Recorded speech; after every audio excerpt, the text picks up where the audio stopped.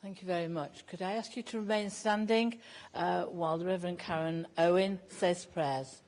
Good morning, everybody.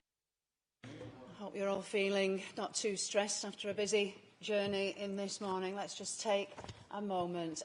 My name's Karen Owen. I am the Vicar of St Mary's Ellenbrook and St Andrews Boothstown. I don't think many people will necessarily know me, but part of the Worsley team. I feel very privileged to be here for just a few minutes this morning to share with you. Let's pray. Almighty God, the ruler of all nations, we ask your blessing on this council meeting today and all its members. We pray for Councillor Karen as she comes to the close of her year of office as ceremonial mayor, and give thanks for all that has been achieved in the year past. Acknowledging her dedication and commitment, we ask your blessing upon her. We ask that you also bless all members of this council. Help them to serve with grace and compassion. Give them wisdom to work in harmony and direct and prosper all that is done for the true welfare of the people of Salford. We ask your blessing on Councillor Peter Connor as he assumes his position. And finally, Lord, we bring before you the members of our communities, in particular today those who are facing personal struggles, and for all who bear the weight of others' troubles, that their burdens may be lightened. And we do bring before you now, praying for all those whose lives will be enriched by the work of this council, not just today, but in the year ahead. And so we place before you, Lord, the day and its tasks, the world and its needs, our city and its members. Bless, preserve, and keep them. Through Jesus Christ our Lord. Amen.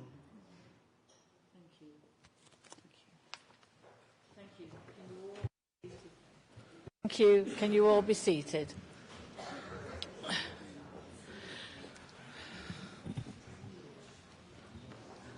Before we continue, I'd like to welcome the Oasis Academy, who very kindly come along this morning. I hope you find it very interesting, and I hope you go away experiencing what it's like to be a councillor in the city of Salford. I hope that you have a very pleasant morning. Thank you very much for coming. Thank you.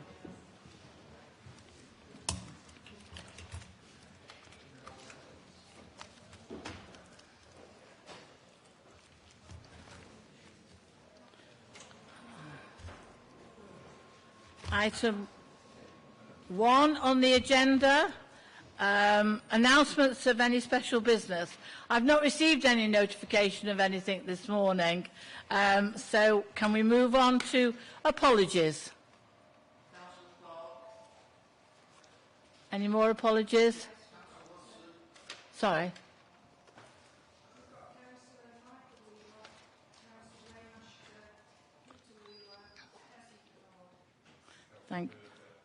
Sorry, Councillor. Yes.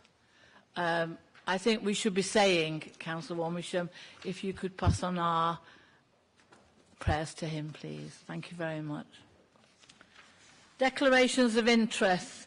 Do any members have any personal, prejudicial or disclosable pecuniary interest that you may need to declare at this meeting?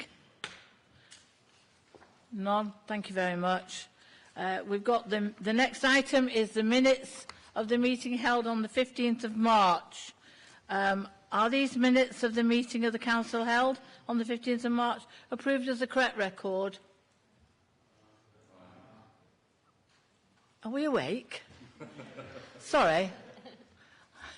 They're in favour, yes? Thank you very much, Councillor Warmisham. Item 5 is receipts of petitions and communications. Do we have any communications or petitions? None? Everybody's happy. Thank you very much. Notification of appointment to the Cabinet. The City Mayor is asked to present these appointments made for his Cabinet and wider mayoral team for 2017 and 18, after which I will ask members if they would like to ask any questions. City Mayor.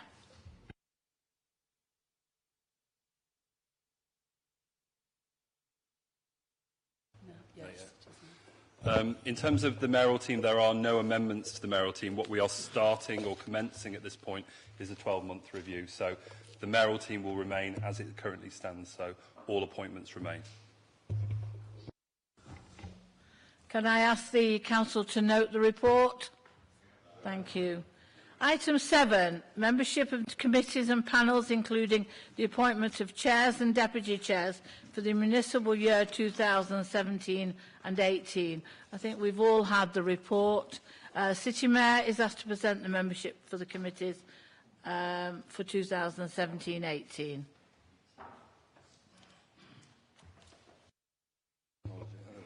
Just move the report.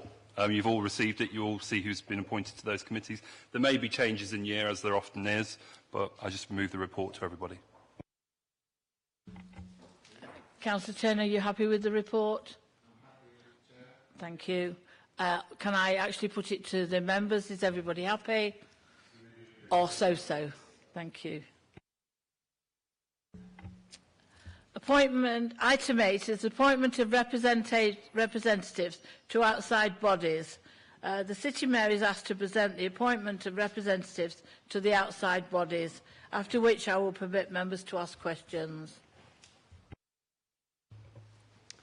It's kind of the same again, so I move the report, but there are some TBCs in there you've probably noticed. So one of them is the Fire Authority. We've not yet arrived at our nominations, and one of them is Groundwork Trust. So as soon as we've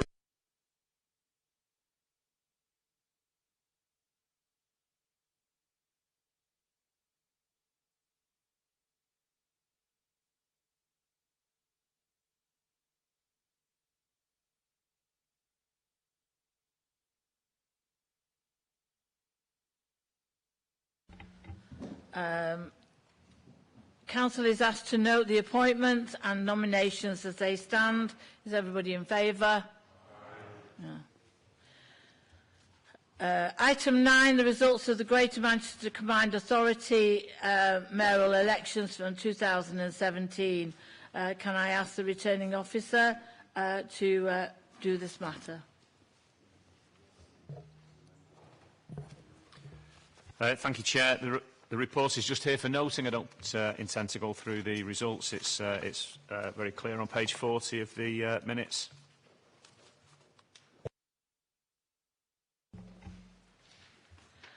Do any members have any questions or comments they would like to make? No. The Council is asked to note the report.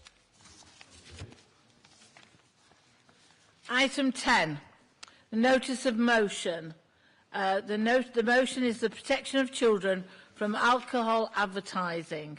The proposer of the motion is Councillor David Lancaster, and I would ask him to move the motion, and Councillor Lisa Stone will second the motion, after which I will permit members to ask questions. Thank you.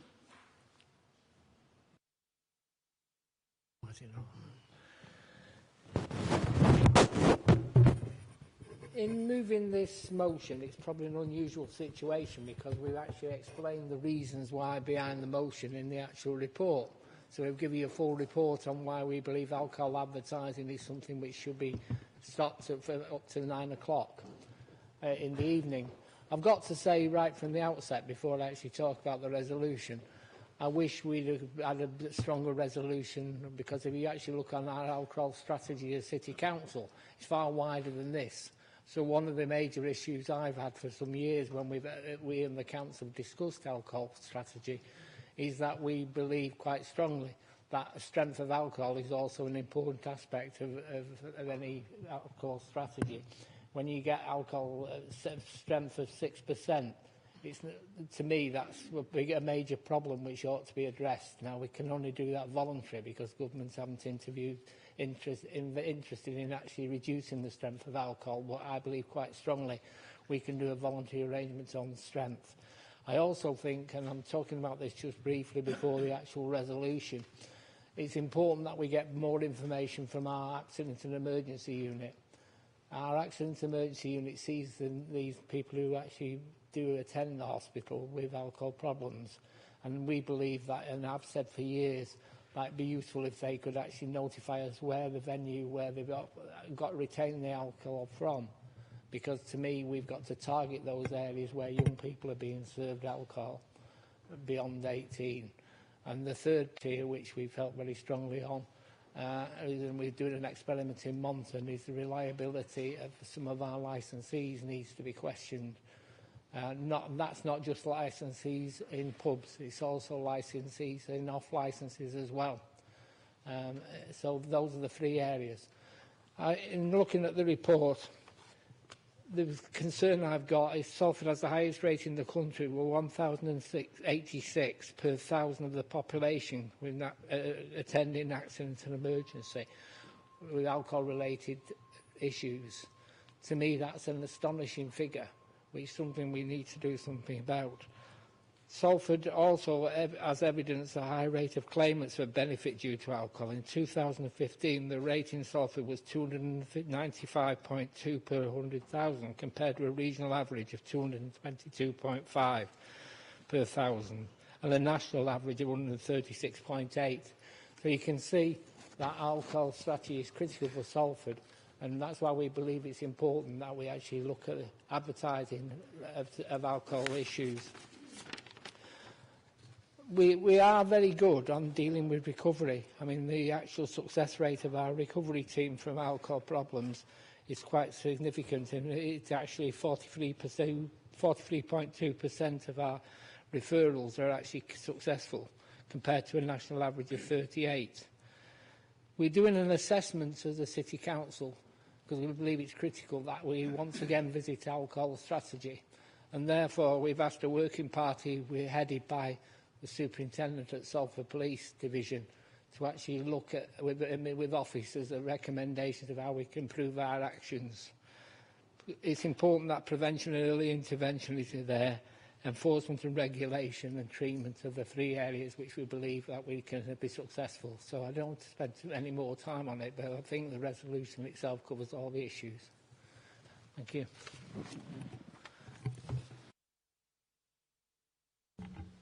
Thank you, Councillor Lancaster. The full motion is actually in the Council agenda, which I'm sure everybody has read. Councillor Lisa Stone, would you like to second the motion? Thank you, Chair. I think it's really important that we support the motion to protect children and young people from the advertising of alcohol and the associated harm that this causes. So I am seconding the motion today.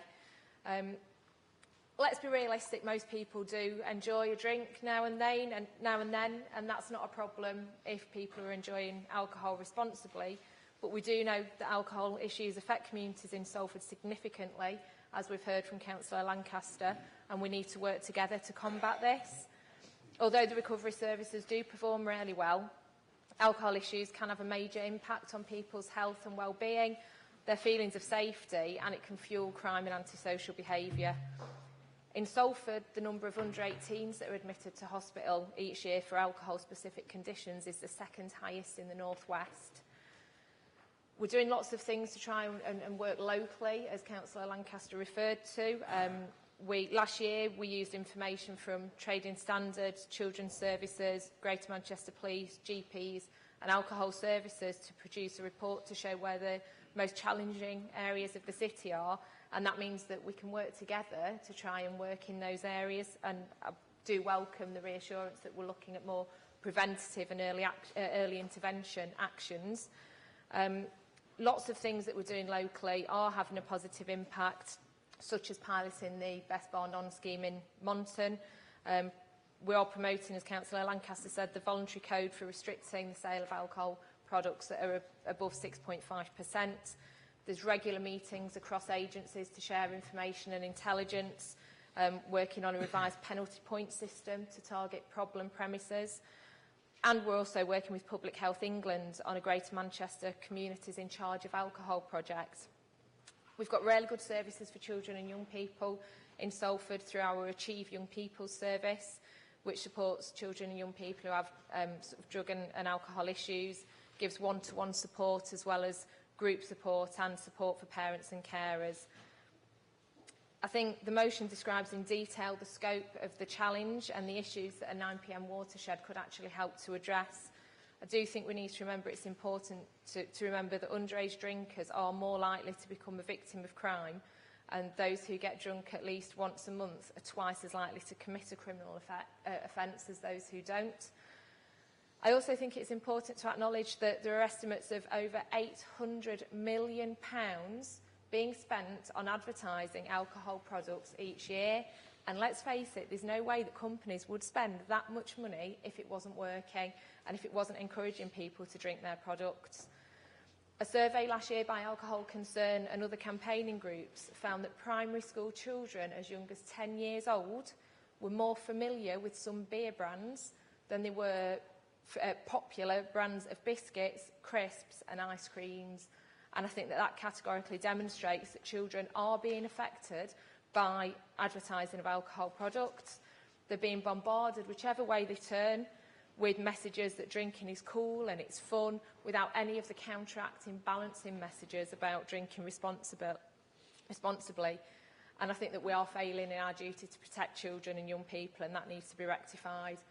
This motion is a step in the right direction, and I'm really pleased that each of the Greater Manchester councils are putting forward this motion to write to the Secretary of State and asking her to bring forward legislation to introduce that 9 PM watershed for advertising alcohol products on TV. And I urge all members to support this motion this morning. Thank you. Thank you, Councillor Stone.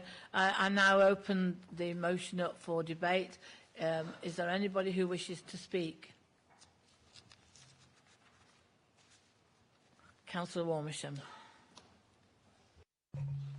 Yeah, thank you, Chair. I too welcome this motion very much. And I think, as Councillor Lancaster said, in this city over many years we've had a strong anti-alcohol commitment, looking at how it should be used properly. I think one of the things that concerns me when it comes to young people is the unscrupulous off-licences that sell to young people.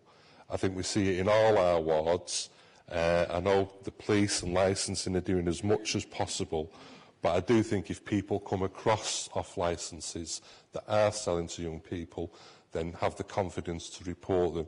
Because as it says in the motion, alcohol to young people is doing some real damage, and it leaves them vulnerable and open to all sorts that can happen. You know, I've seen it in my own ward. We used to have huge amounts of young people in Chimney Pot Park on a Friday night that caused mayhem. And I know a few years ago we had the underpass at Walkden, and that caused problems. And I think the other thing as well that I can remember from a few years back is that parents were actually going out and buying alcohol for young people. And I think parents need to be made aware of the dangers that can happen to their young people and their children.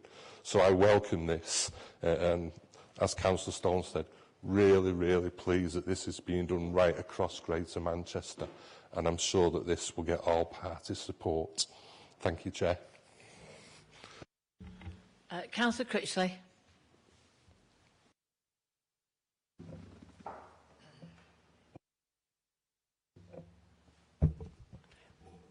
I just wanted to speak just in favour of this. I fully support this motion. I think too often the media and advertising portrays alcohol abuse almost in a funny manner. It's always portrayed as being funny when someone's drunk. It's portrayed as big. And I think it gives a really bad impression to young people in this city and across the country. And I don't think the media often portrays enough the damage alcohol does. It's not always funny. It destroys lives, it destroys families, and it can destroy communities. And I don't think we stress enough how bad and the implications of it for young people. Young people don't see the destruction it causes to families, to themselves, their health. They see on the media the fun and entertainment from getting drunk. And I really think we need to look at this seriously. I really welcome this motion, and I want to thank Lisa and Councillor Lancaster for bringing this forward. Thank you.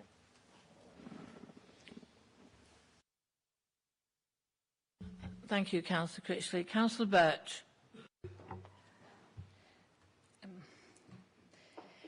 I fully support the motion, and also it is so important for us to get the message across to young people, for them to understand how valuable they are, how precious their lives are, and what a great future they can have regardless of the postcode they were born in. And they don't need to have alcohol to be happy, to look cool, to look clever, funny. As Councillor Critchley was saying, it is important for our young people to be ambassadors of a new culture, new lifestyle, where they can be happy, where they can feel bold and accepted amongst their peers.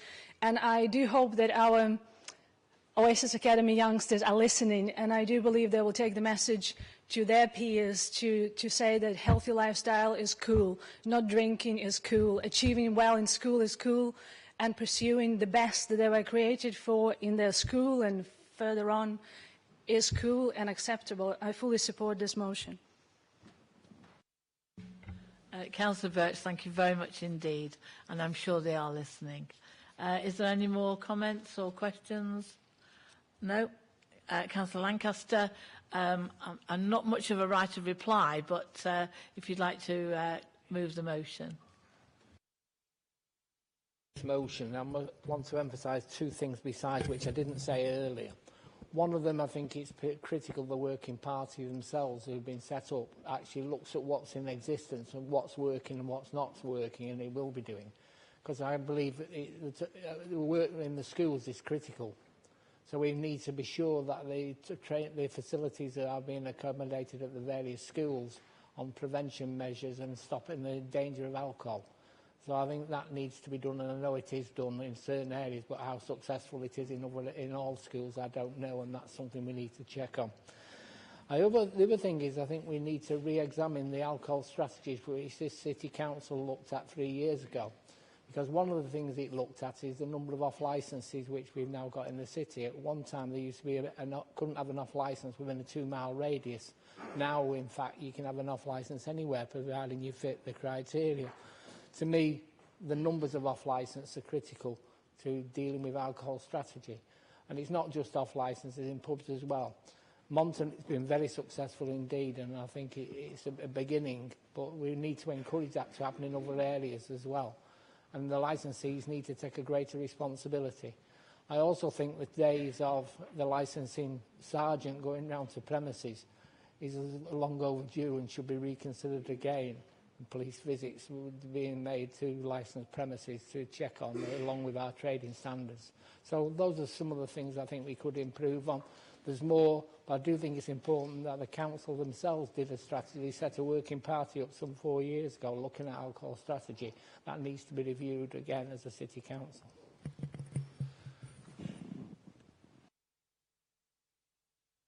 Thank you, Councillor Lancaster. Can I now move to the vote of the motion? Can I ask all those in favour to please show? Those against? The motion is to request that the City Mayor write to the Secretary of State for Culture, Media and Sport, expressing those views and asking her to bring forward legislation to introduce a 9 p.m. watershed for the advertising of alcohol products on TV, to protect children and young people from the influence of alcohol advertising, to continue to promote good health in our borough, to support the UK Chief Medical Officer's alcohol guideline, and to protect children and adults from alcohol-related harm. And the motion is carried unanimously. I did ask if I could make a comment, and I haven't done for the 12 months I've really behaved myself, so I don't intend to make a comment, but I had wished I was down there because I would have commented. Thank you. Yes, we are intending to go straight on now to the City Mayor, and I'm sure that this will be a very interesting report. Can I just say that normally when the City Mayor comes into the parlour and he knows I'm non-political, he will make a speech which is a bit political. And I stand there, and you have to admit, I've not come back, but I have told him he's skating on thin ice, because today is the last day. City Mayor. Fantastic, yeah. Okay, Madam Chair, members of the Council, it's a pleasure to address everyone here today, reflecting on a whole year into the mayoral term. And as we all know, things have been tough and challenging over the past year, but also exhilarating and deeply humbling at times. There could be no greater honour to me than to continue serving the people of this great city. I'd like to also extend my thanks for Oasis Academy here today. It's absolutely fantastic to see young people observing democracy in action. This is your city council, this belongs to you, this is part of, if you like, the institutions of your city. And it's really important that I think young people engage and get involved in local democracy. I'd also like to thank all members of the mayoral team for their dedication and hard work over the past 12 months. And also our fantastic staff who work tirelessly and support and help our residents. And also each and every one of you as elected members in this City Council. Your dedication, commitment and passion to the people of this city is testament to your hard work and real commitment to local politics. It's also clear from the recent Greater Manchester mayoral election results that the people of Salford continue to trust the Labour Party. Within every ward within our city, everyone voted nearly Labour. Every ward of this city was red in the mayoral election. That's absolutely fantastic. This is a fantastic result, and I'd also like to congratulate Andy Burnham on his success in securing 63% of the vote, winning on first ballot, giving him a strong mandate to govern in Greater Manchester. The people of Salford and the people of Greater Manchester trust the Labour Party. What was also interesting for me about Andy Burnham's campaign is how he put young people very much front and centre in his campaign. What do we know about young people? All political parties voted to give young people votes at 16, apart from the Tory party. It was the Tory party that held back young people's participation in local democracy. It was also fantastic to see Andy Burnham talking about the issue of social mobility and how we can address what are astronomical public transport costs within Greater Manchester to enable young people to actually get around Greater Manchester and experience what is happening in this city. Also, you may know, Andy has actually appointed me within his cabinet. He's given me responsibility within Greater Manchester for homelessness, housing and planning. And what we did was, when we launched that announcement, we went to Salix Holmes's recent property development called The Hive. What do we know about The Hive? The Hive is about young people. It's about people who have been in care. It's about young people who are struggling to get on in life. And it's about providing affordable accommodation, a social environment, mentoring, peer support. It's an absolute fantastic asset within the city of Salford.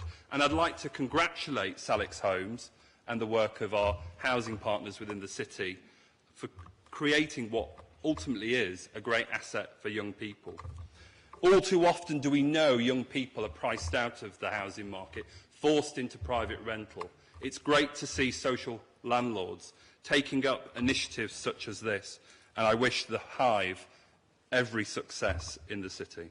Also, what we do know about The Hive is, why is it called The Hive? It's called The Hive because of Harry Davis. Harry Davis, as we know, was a beekeeper, and what Salix did to commemorate the work and the dedication of Harry to the city is name that facility after him and his love for beekeeping. So thank you, Salix Holmes, and thank you for this great asset, a first within Greater Manchester and something I hope we build on for the young people of the future. Well, let's get down to reality. It has been a tough year, both in Salford and across Britain. Tory austerity policies continue to ravage our economy, driving down growth, creating a more unequal and more unjust society. Let's not forget Fat Cat Wednesday.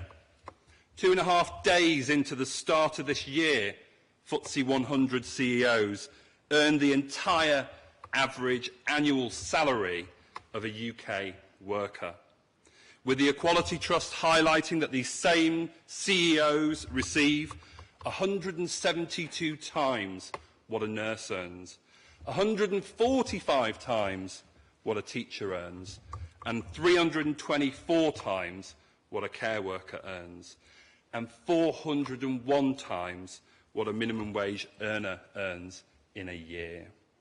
Absolutely disgraceful what's happening within society in the moment in terms of the unequal balances within the labour market. What we're often told by the Tory party, and certainly the opposition, time and time again, is that we're living through an historic period of high employment.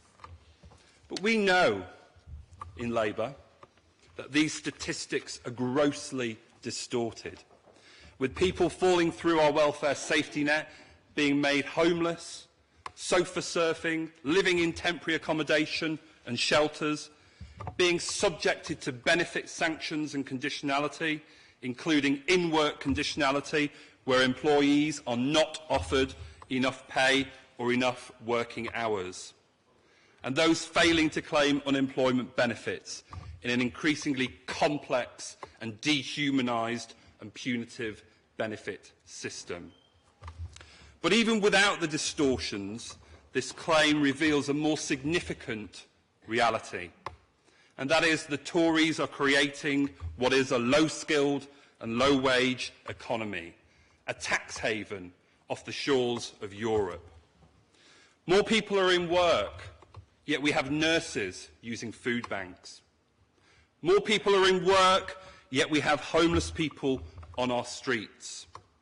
More people are in work, yet we have more people working on zero-hour contracts, working 2 jobs and getting the lowest rates of pay. More people are in work, yet personal and household debt continues to rise. This is more than just a flawed economic strategy. This is a cultural and social catastrophe. We are remoulding an entire new generation without knowledge of economic security, without hope of home ownership, without career progression or the chance to access the wealth and services of society. This is the collapse of the social contract between citizens and the state. And where that happens, there are consequences. Crime, as we know, in Greater Manchester is on the increase. New drugs like spice are plaguing our towns and our cities. Our prisons are full and inmates are rioting.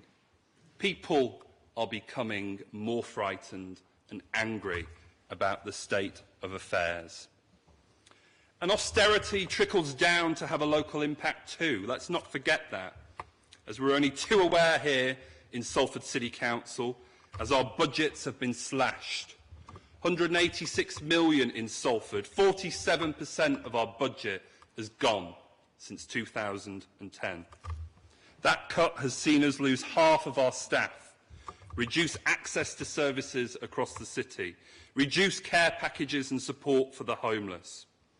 And just as demand for these services increases, our ability to pay is being hampered as the revenue support grant diminishes. Our redistributive lifeline, which we once knew, is being dismantled as the government forges ahead with its agenda of self-financing for local government. Last year, the government responded to the crisis of its own making in adult social care by raiding Salford's new home bonus to the tune of £3.5 million. Let us not forget that. That was Salford's Christmas present from the Tory government. The money they raised failed to even slightly tackle the problem they face in adult social care. but cost Salford City Council a net loss of £2.3 million. That's £2.3 million less for the people of this city, £2.3 million less to deal with adult social care, and £2.3 million less to deal with the crisis that the Tories made themselves. And this is only one example of what I would refer to as the bungling incompetence of the present administration. The party of low taxation then went on to issue an increase in the adult social care precept, forcing this council to raise our council tax by 4.99% to cover the remaining costs. This disgraceful policy once again puts the squeeze on those with the lowest income, the most vulnerable within our society. And the low-tax Conservatives continue to introduce new policies, attacking the most vulnerable, from Hammond discussing increases in VAT to a tax on state pension. And no wonder they have to increase taxes when the UK national debt increased under George Osborne and continues to increase under Philip Hammond and Theresa May, standing at around a colossal £1.7 trillion. This is not economic competence. We have campaigned in this city for a fair crack of the whip. We've even been down to London to lobby ministers on the inequities within local government finance. We've applied for the transitioner grants awarded to so many home county authorities to help ease the immediate burdens of cuts. But unlike Tory-run Surrey Council, we all know that there's absolutely no sweetheart deal for Salford Labour-run authority. Cronyism, incompetence, filibustering and obfuscation are clearly the hallmarks of this administration. But despite the best efforts of the Conservatives to starve Labour authorities like ours, we have achieved great things as a council over the past year. One of my first decisions as mayor was to take a pay cut to draw attention to the grotesque levels of executive pay, as already highlighted, in many of the boardrooms in this country. More recently, we have led a senior management review, which has resulted in further cuts to management posts and as a means to actually protect frontline services in this city. During my election, I campaigned, amongst other things, for well-paid jobs for ordinary Salfordians. Some of the work we have been committed to since gaining office is truly exciting. Media City is now a national example of an industrial technological hub, with job growth rates for start-ups higher than even London, the highest in the United Kingdom. Great achievement for this city. It's rapidly becoming a specialised centre for digital and technological creative industries from around the world, providing an avenue through which local people can train for high-end, high-paid jobs of the future. That success is part and parcel of Salford's long-term planning decisions and foresight. It's not as a result of what I've been doing over the past year, it's a result of very brave decisions being taken by Labour leaders within this authority over decades, making the right economic decisions for the people of our city over these many, many years. Right now, we are continuing this legacy, endorsing the development of Port Salford, the Media City expansion, and driving key national assets such as the relocation of Channel 4.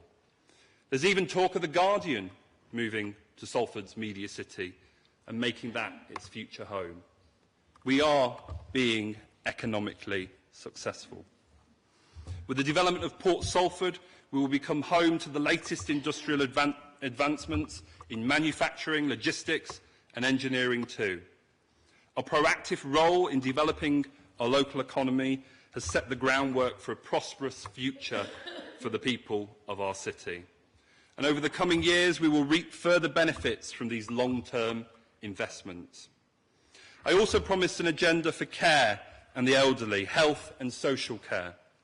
And despite the vicious attacks on the care system by the government, drastic underfunding of services and continued devolution of the financial burden onto local authorities like our own, it was my pleasure to announce in this year's budget £3 million worth of anti-poverty measures.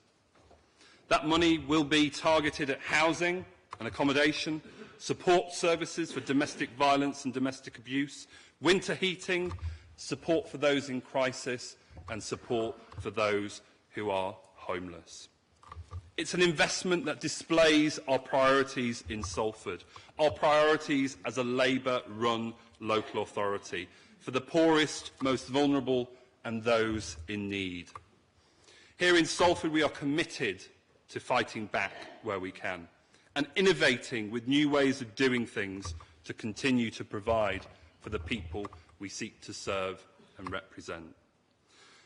This is why we've been building a new housing development company to allow the local authority to build low-cost affordable homes for the first time in decades, using market rents and sales to subsidise truly affordable rents. We have built a locally self-sustaining business model through which we can systematically increase our low-cost affordable accommodation in the city. With 7,512 people on our housing waiting list, 750 new social council homes needed to be built every year, according to the government's own methodology, and 1,800 residents using our housing choice services. It's absolutely critical we find real solutions to these issues. Salford, I'm proud to say, is leading the way both regionally and nationally in local housing policy. And I'm absolutely delighted with the work of Councillor Longshaw. I think he's done an amazing job over these past 12 months. And I do hope to be able to announce our first build in the very, very near future. Further to this, we are also researching other potentialities for the development company to allow local authorities to continue to develop commercial properties and infrastructure in Salford and using the proceeds of that to cross-subsidise our core services. If the government won't give Salford the money we need to look after the people of this city, we will aim to achieve to do it ourselves. Not by raising taxes, not by increasing costs on the local community, but by intelligently and innovatively raising local government income, an enterprising council. But as the old adage goes, we want bread, but we also want roses too. As a council, we are currently engaging in an exciting and dynamic cultural strategy alongside the university and other partners, focusing on the strengths of individual areas of our city rather than adopting a traditional one-size-fits-all approach to culture. Salford is rapidly becoming a hive of avant-garde art spaces, new cafes, venues and artistic industries. Whether it's Hotbed Press, Greengate, Islington Mill or new venues like Hidden and the White Hotel, we are all becoming known across the Northwest and the country as a hotspot for new artists, events like Sounds of the Other City and unique artistic creation. Sounds of the Other City, incidentally, saw 2,500 people visit Salford on the 6th of May. It was covered in The Independent and it's a great achievement for this city, celebrating music, art and culture. This development, by the way, is no accident, and as a local authority we have strived hard to cultivate the conditions to attract this sort of activity. Low rents and minimal bureaucracy to allow these institutions to thrive is absolutely critical. And in partnership with the university, we have also embarked on a collaborative Learning City project to increase local uptake at Salford University on their courses and degrees and to foster a culture of lifelong learning within our city. The Learning City is designed to tap into hard-reached communities, providing spaces for learning and development off campus, educational experiences which don't fall into the normal category of academic assessment and control. What we're doing is putting education back into the hands of the residents, who feel at times disengaged from academia or formal institutional environments, while also forging ahead with links with local employers, educational institutions, and creating new avenues for training and personal development. What is clear in light of the present election is that there are two visions facing our country. The Tories stand for austerity, misery and despair, whilst up and down the country, Labour offers a vision for the betterment of people's lives. Labour enter the election campaign on a radical programme to renationalise rail, mail and power, to invest strategically in our industries and give every British citizen access to decent health, education and employment. The Tories claim that this is taking Britain back to the 1970s.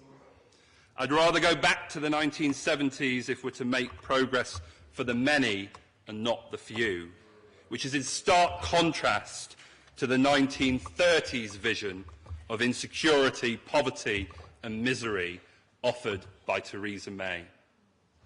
As a local Labour Party, we should be proud of the achievements of the past year. It is extremely trying circumstances. Salford Labour is leading the way within Greater Manchester and providing a model for the whole country.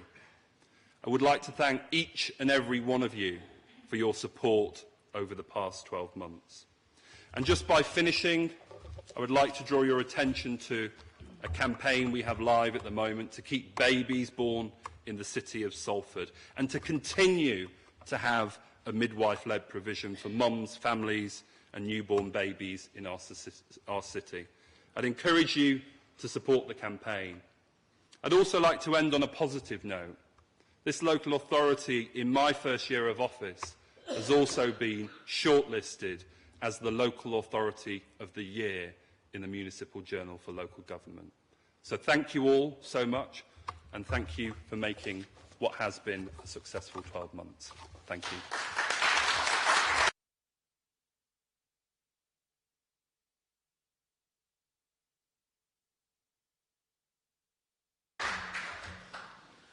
Thank you, City Mayor. And we will now take general questions and comments to the City Mayor. Councillor Hines. Anybody else?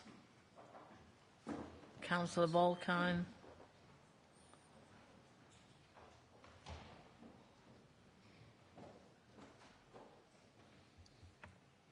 Councillor Hines. Thank you, Madam Chair. Well, first of all, can I congratulate the City Mayor for that, what I consider to be an absolutely excellent speech. He said it how it is. How it is in reality throughout the country when we look at austerity, and how it is of what, under his leadership, we are doing in this city.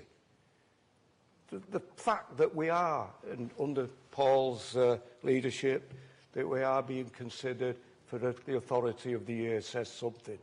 And the policies that he's supporting and leading on are second to none. But let's look at the reality as well. I'm both angered and saddened of what's happening to the country today. As Paul was speaking there, I saw laughs and smiles on this side of the chamber.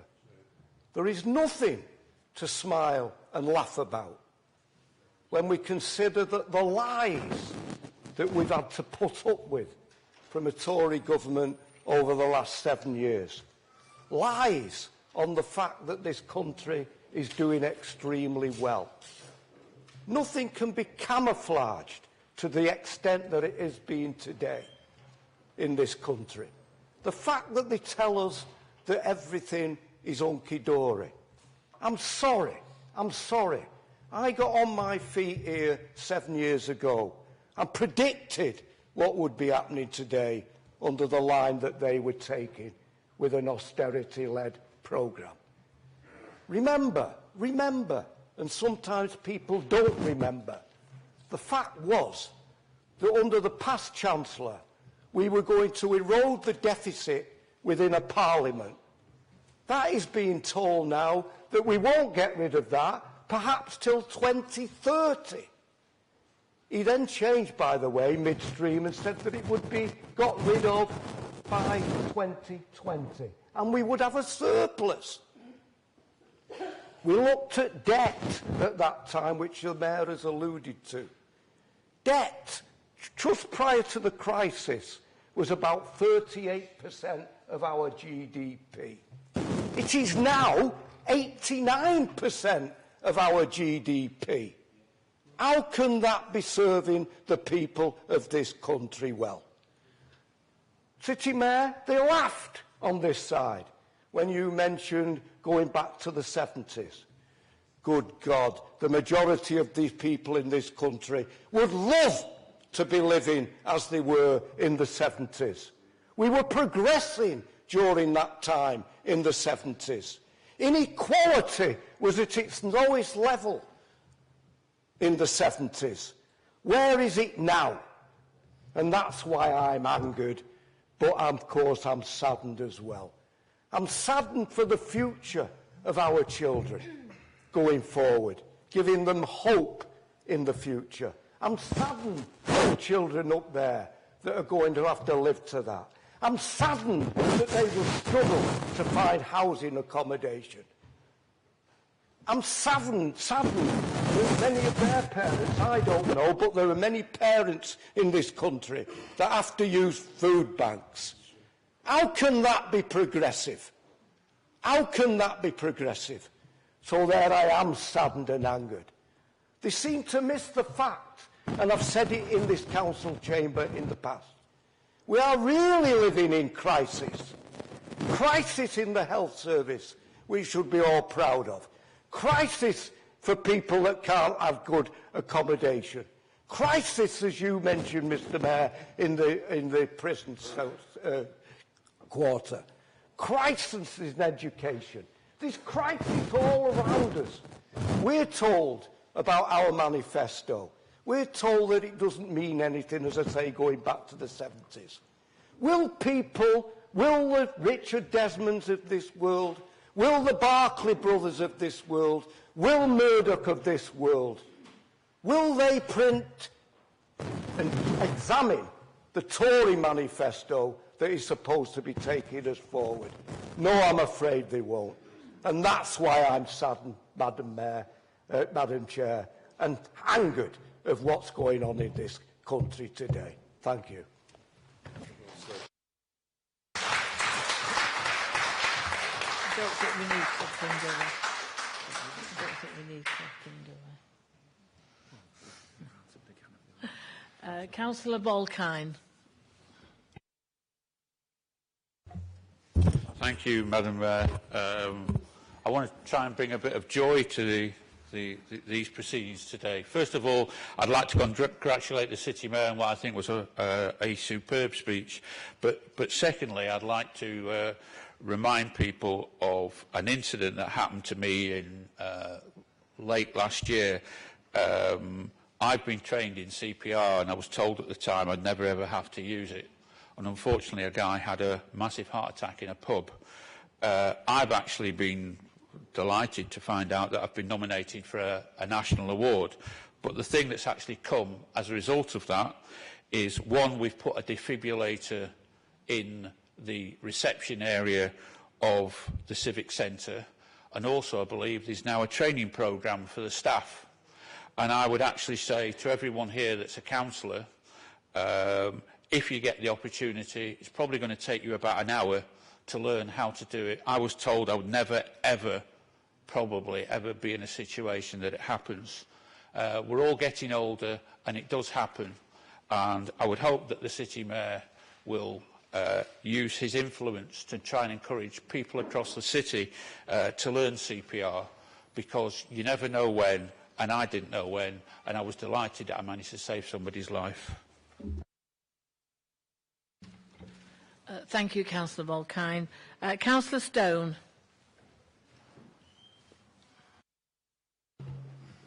Thank you, Chair. Members might remember that last year I had a team entry into the Salford 10K race in a bit of a competition with Salford City College, which I'm pleased to say we won. We had more people in our team than they had in theirs. That competition is on again this year, but in addition to asking people to join me just for the fun of beating the college and having a bigger team, I'm also asking people to run to raise money for the midwife-led unit, to support that brilliant cause, to enable families and women in Salford to choose to have their babies here. So I am going to put the City Mayor on the spot, which I've not given him prior notice I was going to do, and ask him if he will join the team in September and help us not only beat the college but raise money for the midwife-led unit and lead the way for all the other members of the Chamber as well. Thank you. Councillor Stone. Councillor Stone, thank you very much for that. I will wait his reply. Thank you. Councillor Lewis. Thank you, and thanks for a great speech again from our City Mayor. I wasn't actually planning to speak, but Councillor Hines' comment reminded me of something that I was looking into yesterday. I was talking to an elderly lady who was telling me about her, when she first bought a house, how the biggest worry on her mind for a few years was the cost of her mortgage. It was, it was such a stress. It was the biggest stress she had at that time. And I thought, well, that's quite interesting. I'll just have a look at the figures. And I looked, she probably bought her house about 55 years ago, and her mortgage, on average around that time, the mortgage was just over 3 times the average wage. I looked at how much it costs now. The average mortgage is round about 7.5 times the annual wage. I thought that was particularly relevant to bring up today because we've got young people here who are not far away from thinking about their future housing costs. And as we know, housing costs are a massive part of our expenditure. Young people today are really incredibly suffering because of the cost of housing, and it was good to hear that the Mayor mentioned about some of the things that the Labour Party is trying to do to help young people to get to achieve that dream of owning their own home. Thank you. Is there any other members that wishes to speak? Thank you. Sorry. Elected City Mayor, would you like to respond, please? Thank you.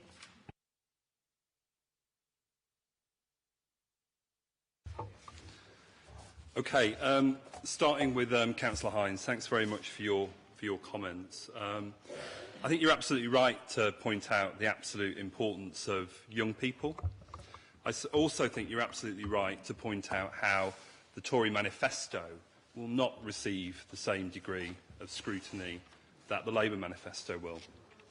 I mean, I've been following the news quite recently, and one of the interesting things is the Work and Pensions Secretary, Damien Green, was interviewed by the BBC. He was asked about the living wage and whether or not, as the government had promised under George Osborne, David Cameron, whether or not it would rise to £9 an hour by 2020. Now, members of this council know that Salford is a really, truly accredited living wage employer. What we're talking about here is the national minimum wage and not the living wage. But what was interesting when Damien Green MP was interviewed is he did not commit to a previous pledge by the Tory party of this raising to £9 an hour by 2020. And if we look also at the issue of housing and the Defence Secretary who was being interviewed, Michael Fallon, and they were asked about their housing policy. So there's a pledge to build social housing. What they've not done is committed any additional money to building social housing at all. They're saying they're using existing budgets, existing capital spend. But also what they've not done is committed to a number.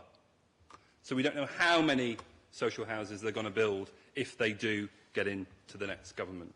This is their manifesto. Remember what I said earlier, obfuscation, filibustering. It's a language game for the Tory party. They're not interested in substance and the truth.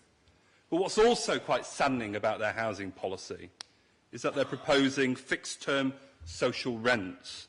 So after 10 or 15 years, if the tenant who lives in the property can't afford to live there, i.e. they can't afford to buy that property under the Tories' proposals, then they'll have to move out.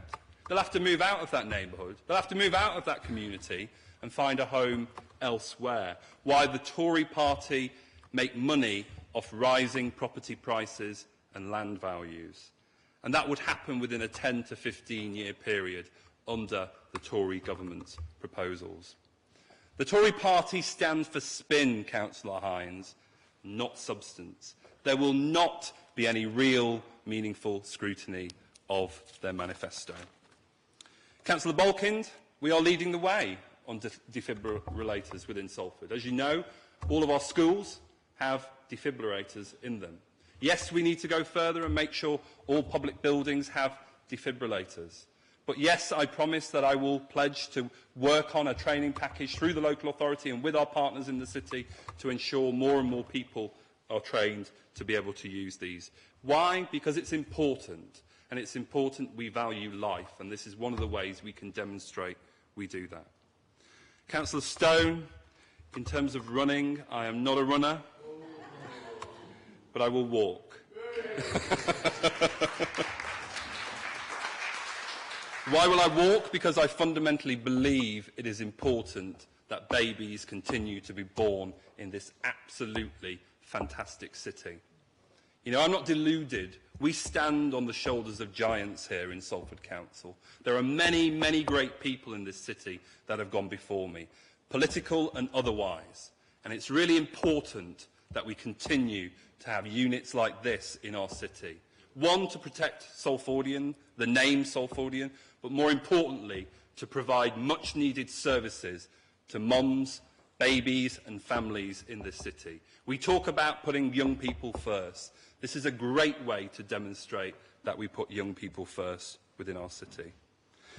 Councillor Lewis, on homes, I think I've given you some of the answer in terms of the Tory party's position on housing. Irrespective of what the government do, we are going to forge ahead, as I've already articulated, with our development company. We are determined in this city to build truly affordable housing. The housing market is grossly inflated within this country. People are being priced out of housing markets up and down the country. London is overheating significantly. We have 60-plus people living in houses in the City of London. This is a disgrace what's going on. People are being forced into private rental. There is no council housing. There is no social housing because this government fundamentally do not believe in social housing and council housing. We know the market will not deliver, so we are being creative, we're being innovative, and we're coming up with our own solutions to the problems. Yes, we need to do more for young people. The Hive is the start of something really, really exciting within Salford and Greater Manchester. And I'm absolutely delighted that it's a Salford-based registered provider who come up with this idea. So, thank you very much.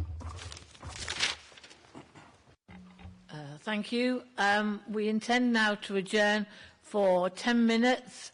If I'm correct, that's quarter to...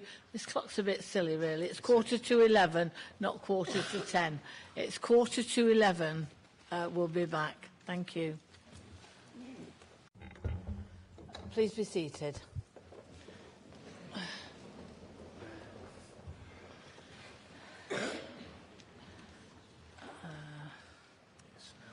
Item 13, thank you. Item 13, general questions or comments to Cabinet members on the discharge of their responsibilities within their portfolio. Can I start? Councillor Mullin, did you? Right, okay. Keen. Questions to Councillor and comments to Councillor Paula Bushell. Councillor Warmisham. Anybody else? No. Councillor. Thank you, Chair.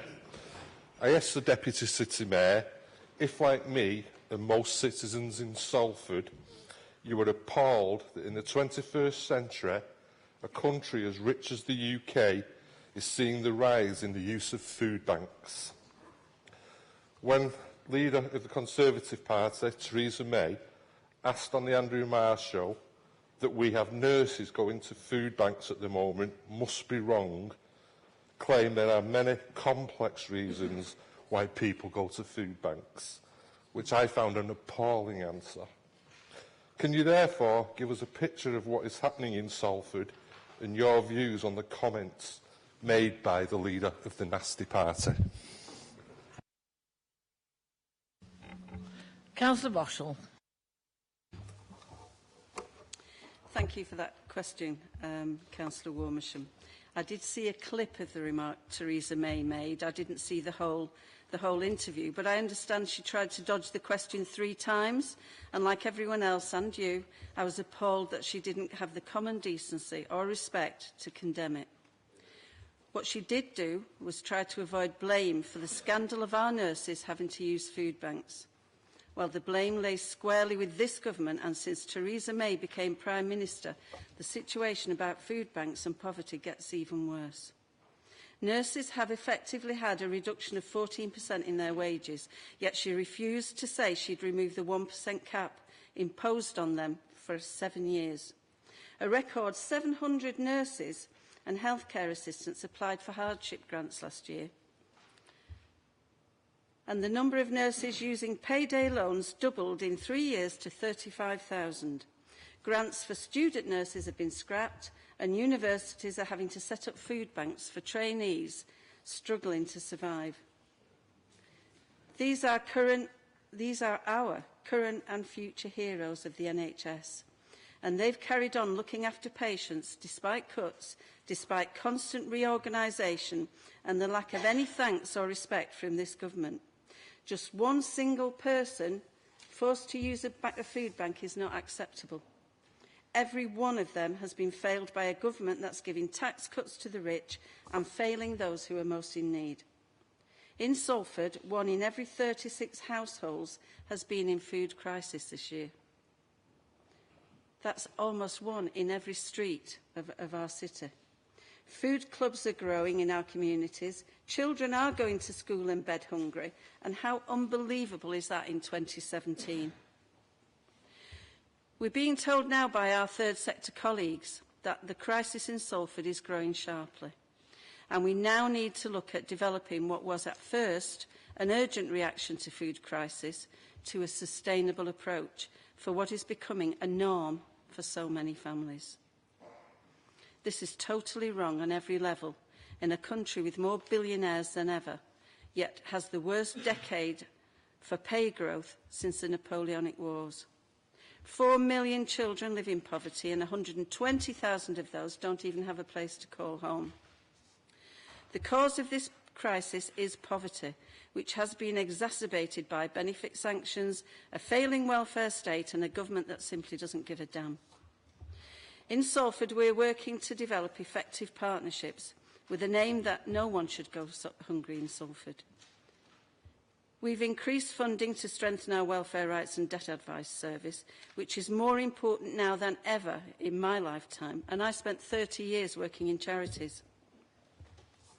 We've put an additional £300,000 into the discretionary support fund, something the Tories passed to local councils with a massively reduced budget and then basically scrapped. But the City Mayor continued this fund and increased it to help people in need. We've launched our anti-poverty strategy and are in the process of implementing its actions, including supporting credit unions. The City Mayor has put £3 million, as he said earlier, into anti-poverty in Salford, and it continues to be his priority because we have that government that doesn't care.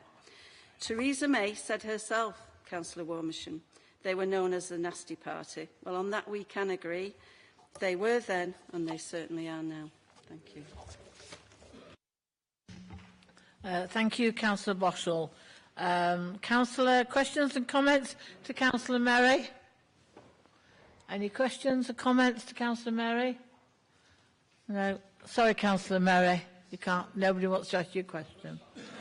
And you've rushed back as well. Questions and comments to Councillor Paul Longshaw? Any questions and comments?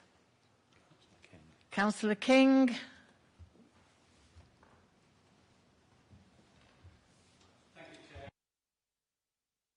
Thank you, Chair.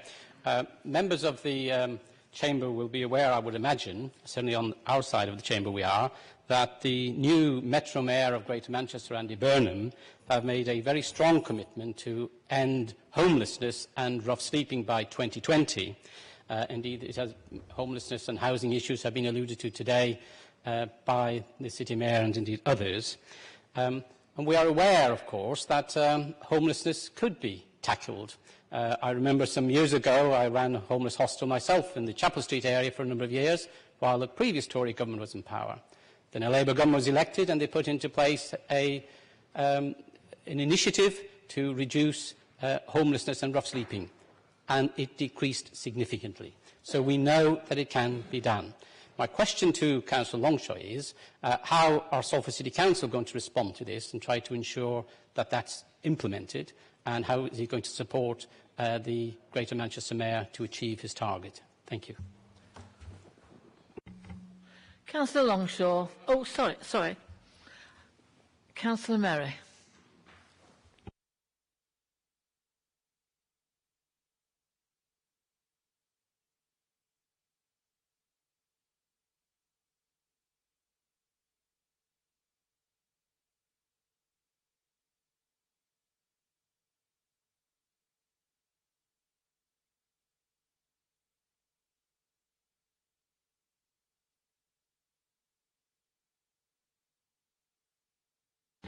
Thank you, Councillor Murray. Councillor Longshaw.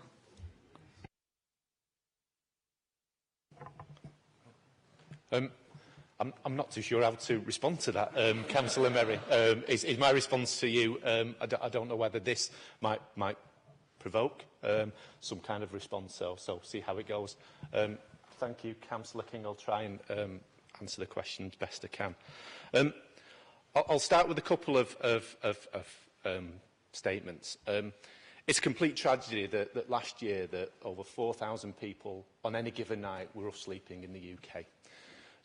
Rough sleeping and homelessness has increased by 134% since 2010. I'm really frustrated when I say these things and rhyme off these numbers. So the bold and ambitious plans of the Greater Manchester Mayor to eradicate rough sleeping in Greater Manchester by 2020 is an absolute fantastic proposal. It's amongst a set of sound policies that Greater Manchester found so compassionate, straightforward, and were for them. And I'm really proud that our city played a part. I stand fully beside those housing policies that are in the Greater Manchester Mayor's manifesto and the drive. We will stand beside those policies. We always do. The Mayor's, Greater Manchester Mayor's plans set out that another future is possible if we try hard. Councillor King has said that it can be done. What we are doing, Councillor King, is trying to do the best things we can here. The insights are out there from individuals and organisations who prevent and tackle homelessness every day in our city. Since the motion that we all, some of us, agreed to last autumn, we have made cold weather provision payments for people who are rough sleeping, not severe. More bed spaces are being opened now instead of using bed and breakfast. Quizzing the rough sleepers verification count. Lobbying government for more homelessness prevention money. Fundraising with those organisations to get much needed income to provide the services on a voluntary basis that they do. Reviving mothballed buildings, supporting hostels. Having a people-led place to call home manifesto by working with those organisations to see what they want, what we can do. What they want is something very similar to what the Greater Manchester Mayor said. They want to eradicate rough sleeping by 2020. They want to use public sector buildings in a bit different way. They want to unlock all of the blockages that are in temporary accommodation and move on accommodation. It's like a boulder pushing up a hill. in terms of what we're trying to do. We are setting out as much affordable housing in this city as we can. We are bringing empty homes back into use. We want to do housing first. We want to do pop-up things. We want to do wiki homes. We want to do things on spare sites. We want to do practical things where it enables people to get the right amount of service when they are falling on hard times by having some form of easy route into getting identity documents that they can get. We're trying all these things. But as you say, Councillor King, you're dead right about supply. It won't solve the issue. I'll end on these couple of notes that every person deserves a decent home that's safe and affordable in a place to live, in a neighbourhood that provides every opportunity to get ahead, to respond to the current housing crisis, to prevent homelessness, to tackle homelessness. Let's cut to the chase. We need a bold national housing programme. That is the only answer. We've had the market that has attempted to do this. It's failed miserably. The market has failed to meet housing need. The market has failed to provide affordable places to live. The market has failed to give people in neighbourhoods every opportunity to get ahead. The market has failed. We need a different way. The government's recent white paper is a recognition that the housing market does not work. But what was within that white paper, I feel, was a bit of fudge and drift. If we don't be bold with our ambitions for housing as a nation, we won't solve these issues. I'm really pleased that the Greater Manchester Mayor has put a bold vision and plan together to deal with housing in Greater Manchester. It needs to be replicated on a national scale. So why not have an ambitious plan? One that truly prevents homelessness, one that truly tackles homelessness, one that truly provides good quality, decent homes at a price people can afford. By providing 1 million homes in the next 5 years, half of them to be social or low-cost rented, by setting aside 4,000 of those homes for people who have experienced living rough or living in night shelters, by having 3-year tenancies instead of 6-month tenancies, by having living rents, by lifting standards in the private rented sector, by scrapping the bedroom tax, by reinstating housing benefits for under-21s, by scrapping the proposed caps on supported housing, and by replacing lost affordable homes on a like-for-like basis, by having decent homes for all. These are specific, economic, sensible, compassionate housing policies that not only make sense to people, these policies are the real ones that will fix the national broken housing market.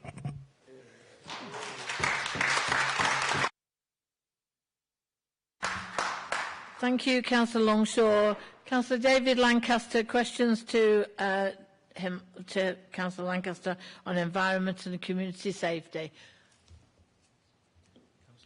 Councillor Birch. Thank you, Madam Chair. As earlier the City Mayor said, we need bread and roses. And as we have, I believe, very well established that the current government has failed a lot of people to even get bread, with the number of food banks increasing, in a paradox in the society, in the country that has the 5th or the 6th richest economy in the world. However, I would like to ask a question in relation to the roses. On a more positive note, I believe we are celebrating 50 years of MAPAs, and I was just wondering how many exactly young people are involved with this wonderful service. Councillor Lancaster.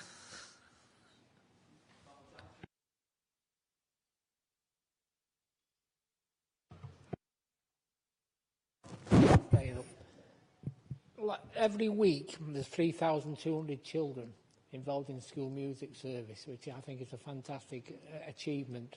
MAPAS have done some tremendous work. I mean, they've been in danger for funding for a number of years, but they still succeed in achieving the numbers they need to achieve. Getting young people to learn music is an essential part of any curriculum, in my view. And we welcome the work MAPAS have done. On top of that, they actually do concerts at the Lowry where 1,000 young children have took part in those concerts there. And also, as the Mayor will know, they've done community events as well on numerous occasions, so MAPAS need to be congratulated. I want to take the opportunity, if I may, just change the topic just for a few seconds, just give you... Well, I think we need to just mention these because I think they're quite successful. We've just achieved 211,000 from Sports England from swimming, which is something which I'm quite pleased about considering. We've got 4,000 children who learn to swim every week in the city. To increase that number even more can only be success as far as we're concerned. But the ones I really wanted to mention was our under-19 synchronised swimming team, who are now national champions. That's no mean achievement, and they should be congratulated. And one other, which is our competitive swimming squad, were crowned Lancashire champions for the 4th consecutive year. Again, that's no mean achievement, so I think both things should be congratulated by the Council. Thank you.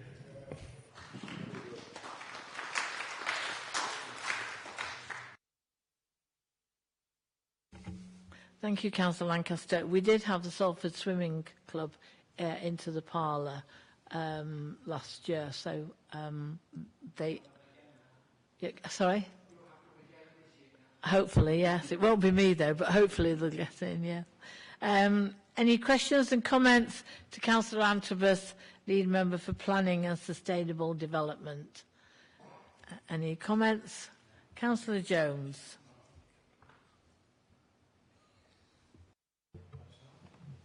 It's a question, well, two questions of Councillor Antrobus, if I may. It's about the tackling nitrogen dioxide in our towns and cities, which has been published by the government.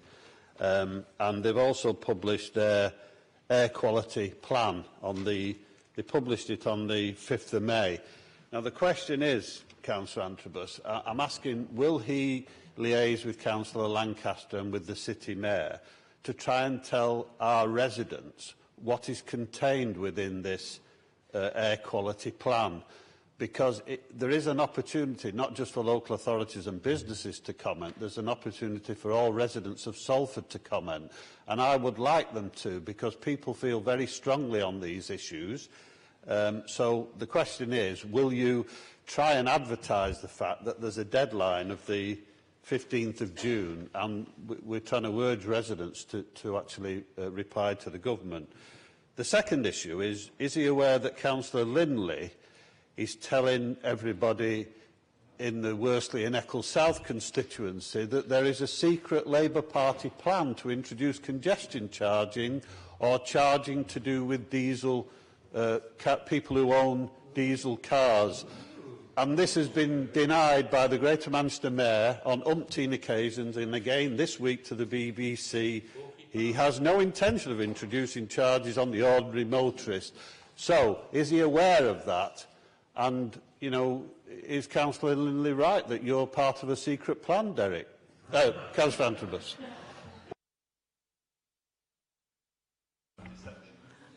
Thank you, Councillor Jones. Councillor Antrobus.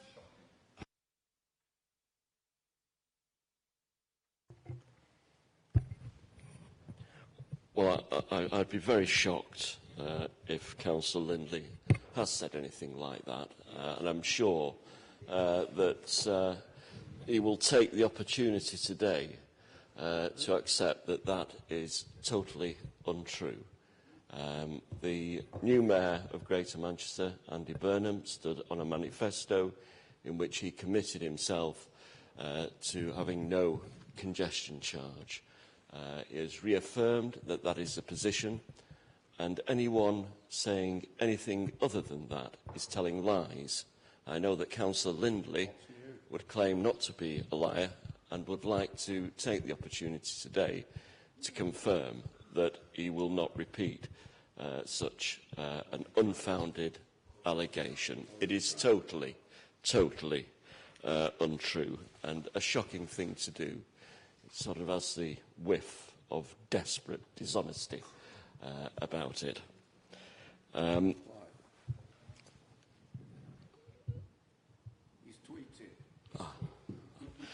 I paused because I thought he might want to stand on a point of personal explanation, but clearly not. There is a serious issue in Greater Manchester, and it's one reason why I find it faintly distasteful that it should be introduced in this way. 1,000 citizens of Greater Manchester die each year because of poor air quality. And there was some research published only yesterday by York University suggesting that the way in which we calculate this underestimates the actual numbers who are dying. When you consider the amount of publicity given when 2 or 3 people each year die in Salford as a result of collisions on the road, and the investment that goes into road safety, when we compare that with the 1,000 in Greater Manchester who die because of poor air quality, 85% of which is caused by vehicles, by vehicle emissions, then it is clearly something that we need to address. And the government has sought to put forward some proposals, and I agree with Councillor Jones that we need to publicise those proposals and to secure some public response to the government's suggestions, one of which, of course, is that we should have clean air zones, which would involve charging for diesel vehicles. And I understand that officers in Greater Manchester have prepared a paper saying what the implications of Conservative policy would be for Greater Manchester, and I understand that that may be the source of Councillor Lindley's erroneous allegation. But I think we're doing great things in Greater Manchester. We clearly need to do more, but under Councillor City Mayor's leadership on the low-carbon hub, there are something like 2,500 electric vehicles in Greater Manchester now, and Salford is at the forefront of that. We've got the infrastructure of the charging points, because until we can actually turn our vehicles into cleaner vehicles using different sources of energy, then we will not succeed in this. So there are long-term strategic things, and we are leading on that. And a great example is the car club that we've got in Salford, which is being seen by many as a national exemplar of how local authorities can try to move that. And great things that Greater Manchester Transport have done. You know, the Lee guided busway is a fantastic example of securing modal shift, something that is so popular that we're having to put more buses on. £25 million being invested in our, sorry, £42 million being invested in our cycle route. So we've got to achieve these changes in our society. But everything that we've done is still not enough. It's still people are dying. And as the annual report of the Greater Manchester Low Carbon Hub points out, it's the poorest who are most affected by the poor air quality. And it's the richest who live on the outskirts of the city, who have vehicles driving through the poorer areas, that are the cause of the problem. That needs to be addressed in some way, and I hope that the debate initiated by the government's consultation will help us to come up with some new ideas to address this deadly problem.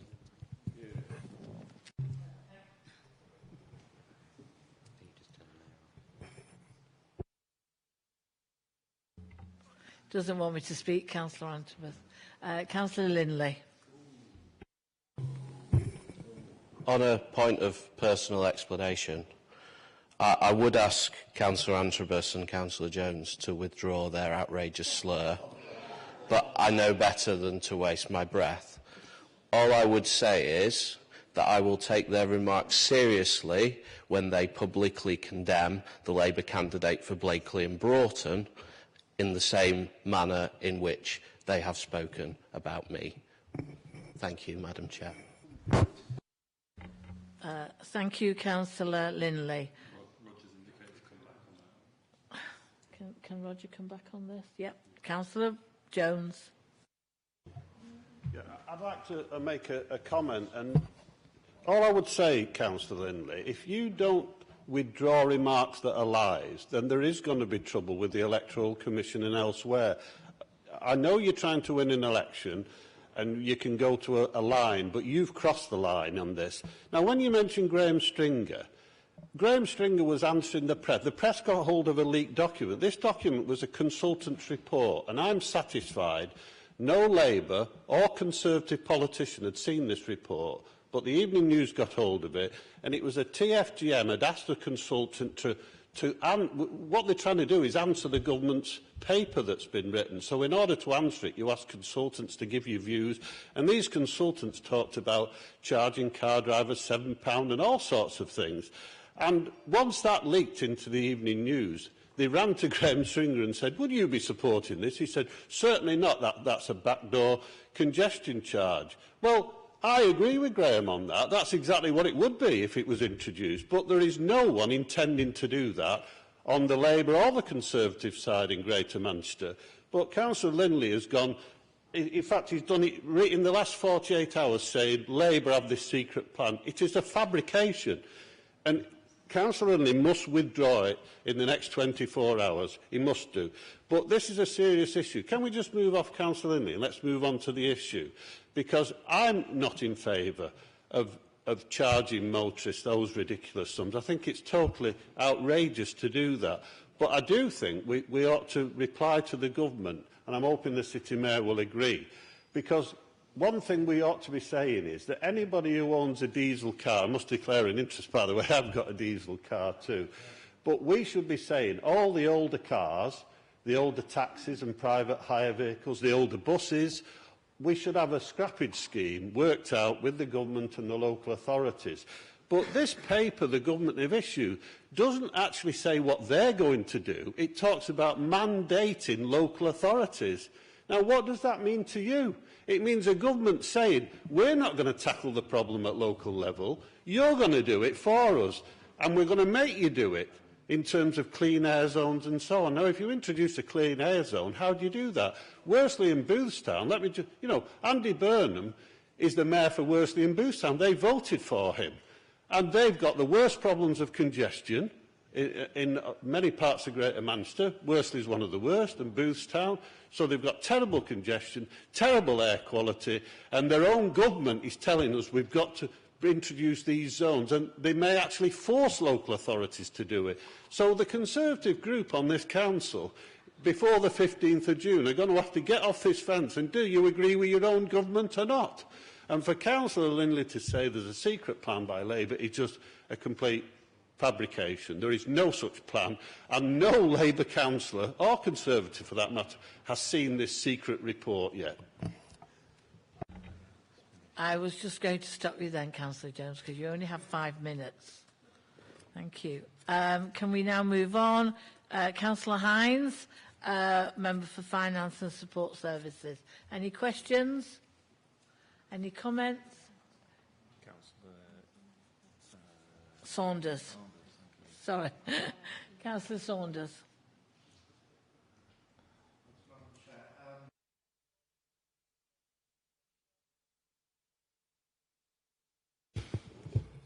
That's it. I know Councillor Hines is responsible for support services as well as finance. We all saw what happened last week or at the weekend with the computers with the NHS. As a fully paid up member of the old pen and paper brigade that has a natural distrust of all things digital, and I suspect there'll be more than one or two fellow members of this council that probably feel the same way. Could I ask Councillor Hines to give us his absolute reassurance, and it's not political in any way, an absolute reassurance that all... I know we got an email from Dave Rogers sort of warning us to do things, but can we be absolutely certain that there is no danger of such a thing happening with the council, which has very confidential financial records, council tax, rent, etc., perhaps even more important, social services, adult children, etc. There is no way, A, of being locked out of the NHS were, and perhaps even worse, of very confidential data falling into the wrong hands. Madam Chair, no, I can't give that assurance. I don't think anybody could give any assurance in these days of what's happening. All I can say is that and I have been into it with our team, they're doing all their very, very best all the way through, and advising members as well, because we all get...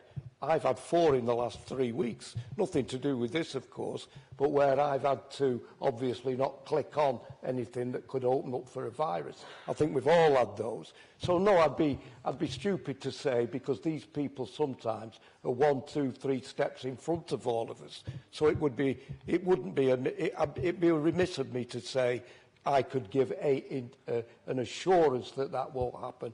All I can do is know that our team are doing their very, very best to make sure that it doesn't, and they're seeking advice from other sources on how best to stop that. That's all I can say, Chair. Thank you, Councillor Hines. Councillor Stone, Councillor Lisa Stone, with regards to children and young people's services. Any questions? Any comments? Oh, sorry. Councillor Fletcher? No, it's okay. No? Sorry. No questions. Sorry. Sorry, Councillor Stone. Did nobody want to ask you a question? Questions to Councillor Tracy Kelly, Lead Member for Adult Services, Health and Wellbeing. Are there any questions or comments? Well, you were early, weren't you?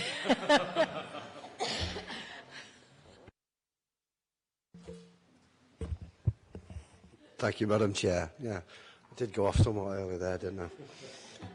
Okay, my question is, it's trying to clear up some confusion in my mind about the government funding for adult care. I'm just not sure. Is this new money? Is it enough money? And is it being sustained? If you could clear that for me, I'd be very grateful. Thank you. Thanks, John. Councillor Mullen, for your question. I've got to say, we do welcome the announcement. However, as you know, the King's Fund say that we need an extra £2 billion each year to support adult social care. And the government did offer £2 billion over the next 3 years, and that the expectation will be used to commission care packages with a view to freeing up beds in the NHS. The money we received in Salford is £11.74 million, broken down over 3 years as 6.11 million, 18-19, 3.76 million, 19-20, 1.87 million. I must also stress that this is a non-recurrent fund, but I would expect and hope that the government would continue to support adult social care. And bearing in mind, with a general election coming up, that in our manifesto, the Labour's manifesto, that we have said we would put an extra £8 billion into this. However, I will be working, I have been working closely with the City Mayor officers, partners across the city, to make sure that this money goes to the most vulnerable people in our city and all those people that can get the care and help that they deserve.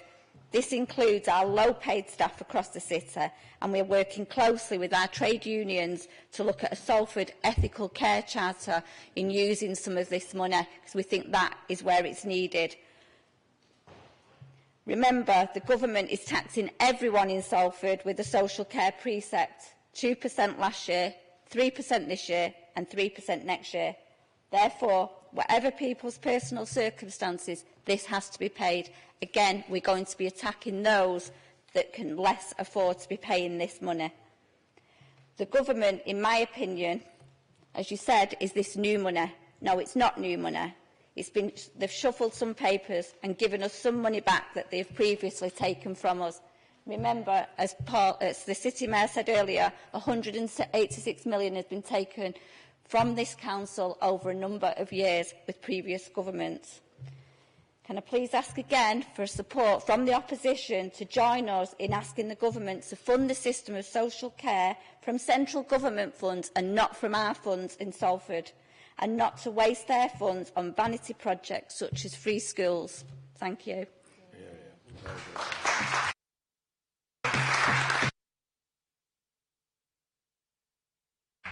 Thank you, Councillor Kelly. Next is Councillor John Ferguson, Lead Member for Workforce and Industrial Relations. Are there any questions or comments? Councillor Fletcher. Are we sure? Is this... yeah. Thank you, Madam Chair.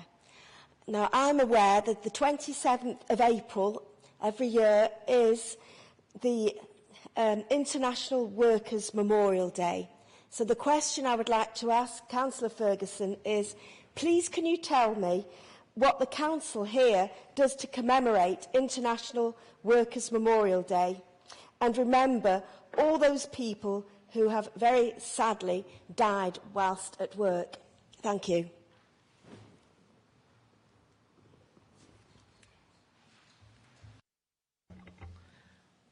Councillor Ferguson. No.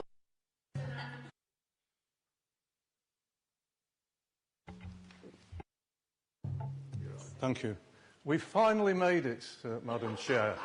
After all these times, I don't know whether it's your efficient chairmanship or the quietness from the opposition that actually got to me on the agenda. Can I thank Councillor Fletcher for the question? I'm not sure what the date you said, but it's the 28th of April every year is International Workers' Memorial Day, and it's something that we've celebrated as a council every year for the last 20-odd years, and it was Councillor Hines, when he was leader, that started to do it. I suppose I should also, before I go on, apologise to you because of an oversight. You didn't get invited to this year's event, and we'll make sure that that doesn't happen in future. But as every year, we had a successful event on the lawns where I laid a wreath, as did the trade unions, on the memorial stone that's outside Unity House. And we made a short speech. I should say that it's 28th of April every year. It's organised by the TUC. And on the Saturday before that, I went to a ceremony on Agecroft Road, where the old Agecroft pit used to be, where there was also a wreath laying there to the people that had died at Agecroft Colliery those years ago. That pit is no longer with us today, and people aren't dying underground, but people are still dying in workplaces, and it's something that we need to keep remembering and going on. On that occasion, I did speak about the fact that one of the big dangers that we have in the workplace now, unseen, but is the number of people who actually commit suicide because of stress and worry at work.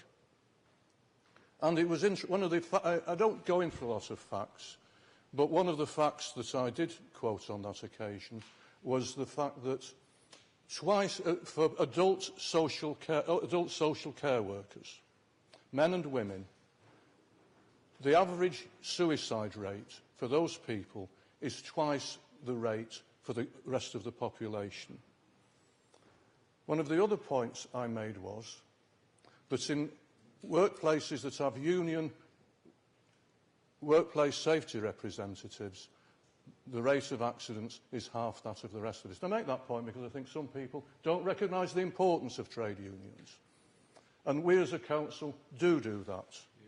And that's why I'm grateful that the Mayor, the City Mayor, has written to all our social care providers asking them to facilitate the trade unions to recruit members into their workplaces. As I say, we do this on the 28th of April every year.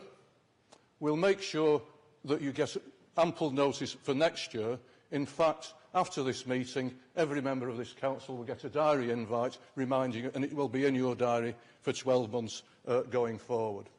I'm hoping next year that instead of it just being a city council event, to widen it out, that we're involving workers across the city to come to it and other employers apart from the local authority. So I'd like to thank those people that have supported it in the past and hope that you'll support it in the future, and see you on the 28th of April 2018. Thank you. Thank you, Councillor Ferguson, and I'm really glad we got there. And I have to say to Councillor Kelly as well, because we seem to be missing you off as well. Can I now move on to item 14, which are questions or comments to discharge of functions for the joint authority and outside bodies. Do any members have any questions or comments they would like to ask the members who sit on outside bodies? No, thank you very much. Item 15, you will have all received the schedule of reports for board members regarding the Stadium Joint Venture Company and the Community Forest Trust. Can I ask that these be noted? Which one, sorry? Whoa. Apparently it's not been circulated, so we'll need to do it next time. We'll need to do it next time. Right. Can I apologise? It has been done, as you rightly say, but it hasn't been circulated. So can I ask that that goes on the next council meeting? But we will circulate it. But we'll circulate it in between times. But if there is any questions or comments, can we actually take that to the next council meeting, which is July? Yes? Thank you. Sorry, Councillor Reynolds.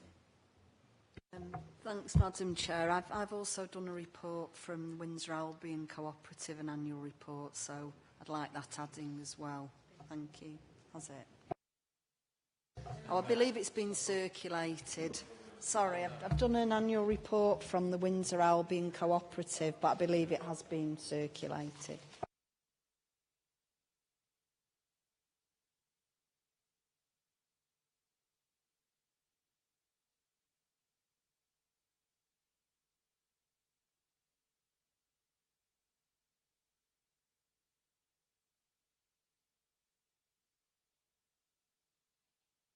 Sorry, the next item is the dates of future meetings.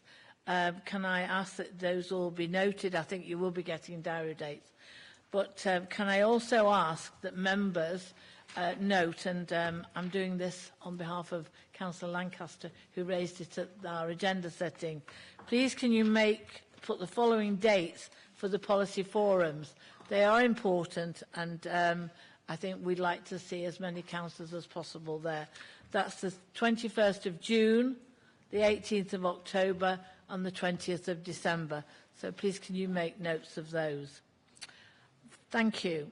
This now concludes the business of the meeting. Sorry. Just on the future meetings of the City Council, will somebody also consider whether we're allocating too much time for council meetings, given that the opposition have nothing to say? Could I ask what that is under? Is that a personal explanation? Right, can I just say thank you. Can I say thank you very much for the way that you have all behaved during my year in office. I have to say, having talked to other mayors, and in particular one mayor, which I won't say which borough she's in, has had to take everybody out at every council meeting that she's had. So can I just say that I'm glad that we haven't had that sort of interruption. But I have to say I'm very disappointed that I've not been able to use my gavel, so I'm going to use it. Meeting closed.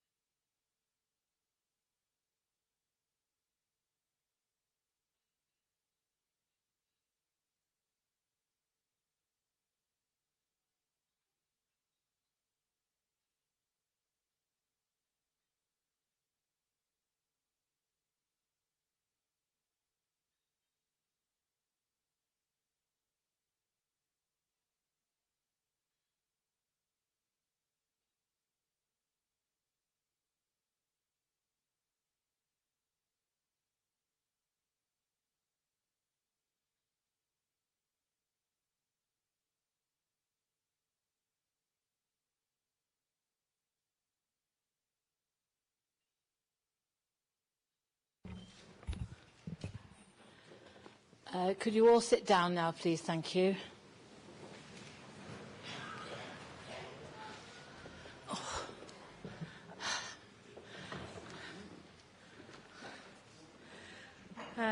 Welcome, everybody. Could I call on Councillor Anne-Marie Humphreys to move the motion to appoint Councillor Peter Connors to the office of the Ceremonial Mayor for the municipal year 2017-18? Oh, sorry. There you are. Hi. Thank you, Madam Chair. It's with great pleasure and delight that I get to move the motion to appoint my dear colleague and friend, Councillor Peter Connor, for the Ceremonial Mayor for the municipal year 2017-2018. Peter has been a councillor on this council for many years. He's been an absolutely fantastic councillor serving the people of Kersal Ward. He's just had unstoppable energy and great devotion to the job. When I became a new councillor nearly 14 years ago, he was a fantastic mentor to me and has taught me a lot and supported me very much along the way. He has a great sense of humour, and the two of us have some great banter together as well. He often talks about being born in hard times during the war, and I joke, yes, well, that was the Boer War, Peter. And then when he talks about the hard times growing up in Hankey Park, we do joke about the Monty Python sketch from the Yorkshireman as well, and we have a good laugh about that. And then when he gets fed up with my jokes, he just turns his hearing aid down so he doesn't have to listen anymore. But on a serious note, it's with great pleasure that I move the motion to nominate Peter, and I know that his charming and very cultured wife, Mary, will be a superb mayoress, and his lovely daughter-in-law, Claire, and I wish him all the best. Thank you.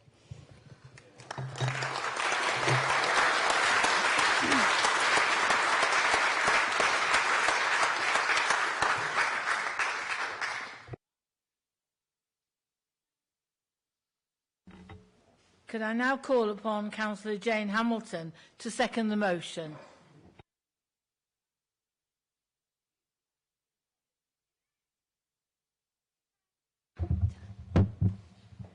Thanks very much, Madam Chair.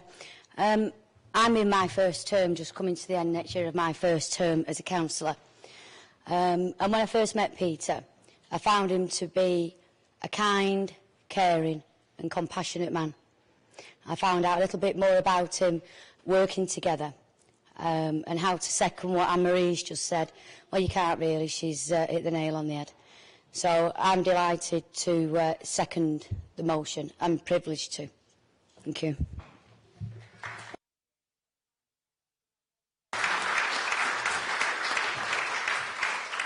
Thank you, Councillor Hamilton. Could I now call on Councillor Gillian Collinson to support the motion?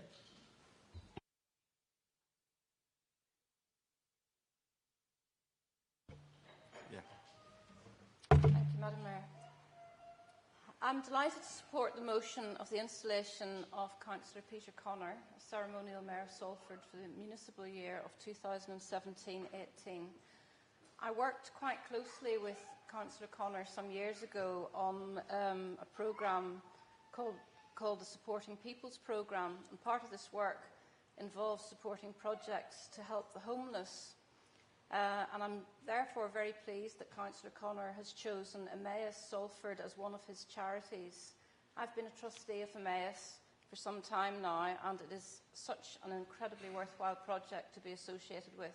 I don't know whether you know this, but the word Emmaus is actually mentioned in the Bible, and the word means hope.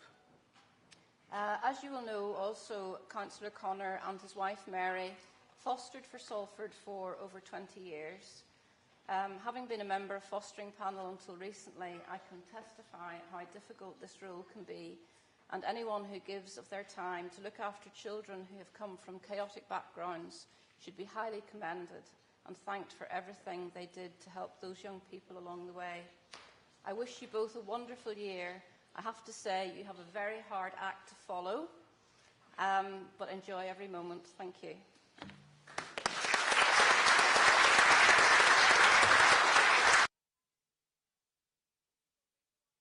Can I put the motion that we appoint Councillor Peter Connor to the office of Ceremonial Mayor? All those in favour, please say. Aye. Thank you.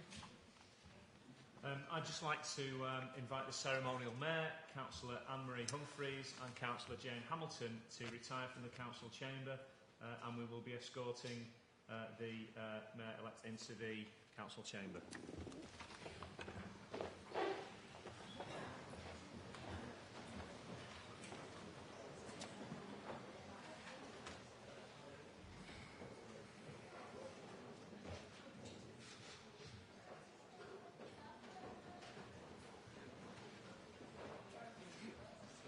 Too close.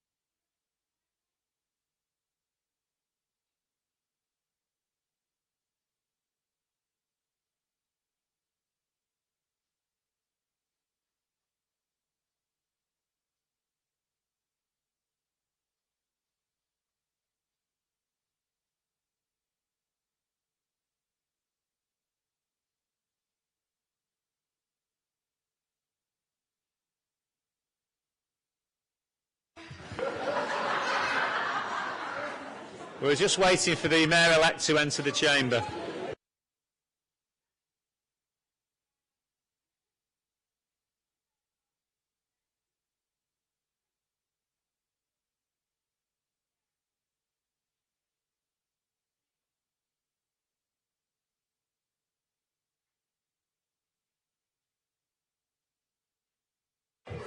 We just remain seated, please, until the Mayor's attendant will announce the entry of the Mayor-elect.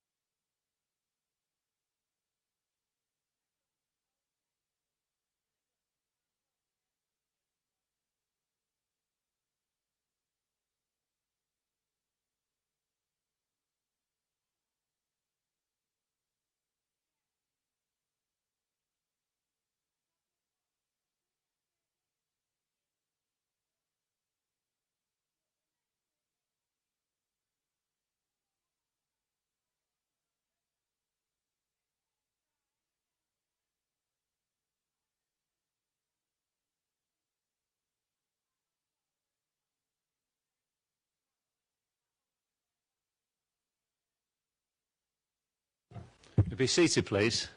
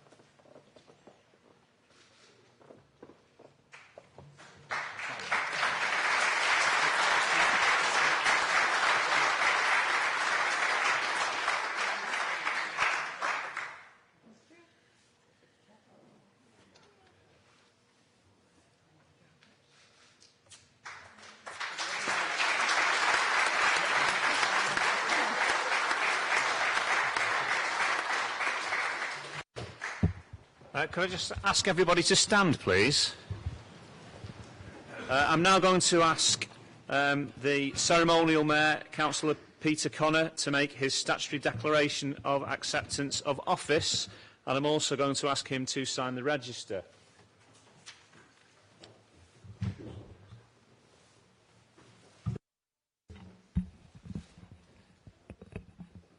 I, Peter Connor. I, Peter Connor.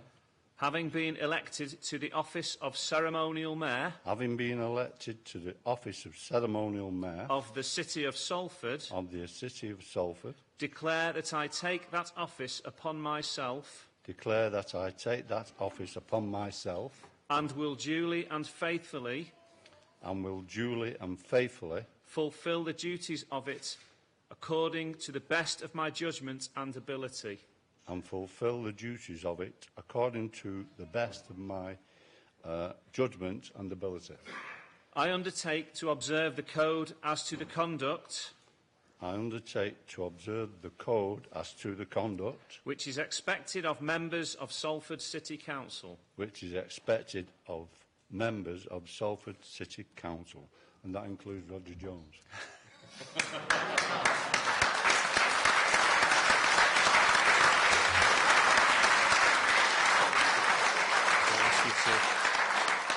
Ask you to sign the book there, if you would.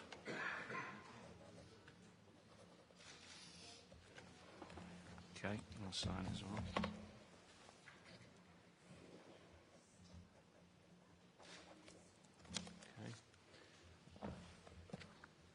And I'm just going to present the ceremonial mayor with the mayoral requisition, which has been signed by all the councillors and the city mayor and also the outgoing ceremonial mayor. So congratulations, Councillor Peter Connor. Members of the council, ladies and gentlemen, we have announced the ceremonial mayor for the municipal year 2017-2018, Councillor Peter Connor.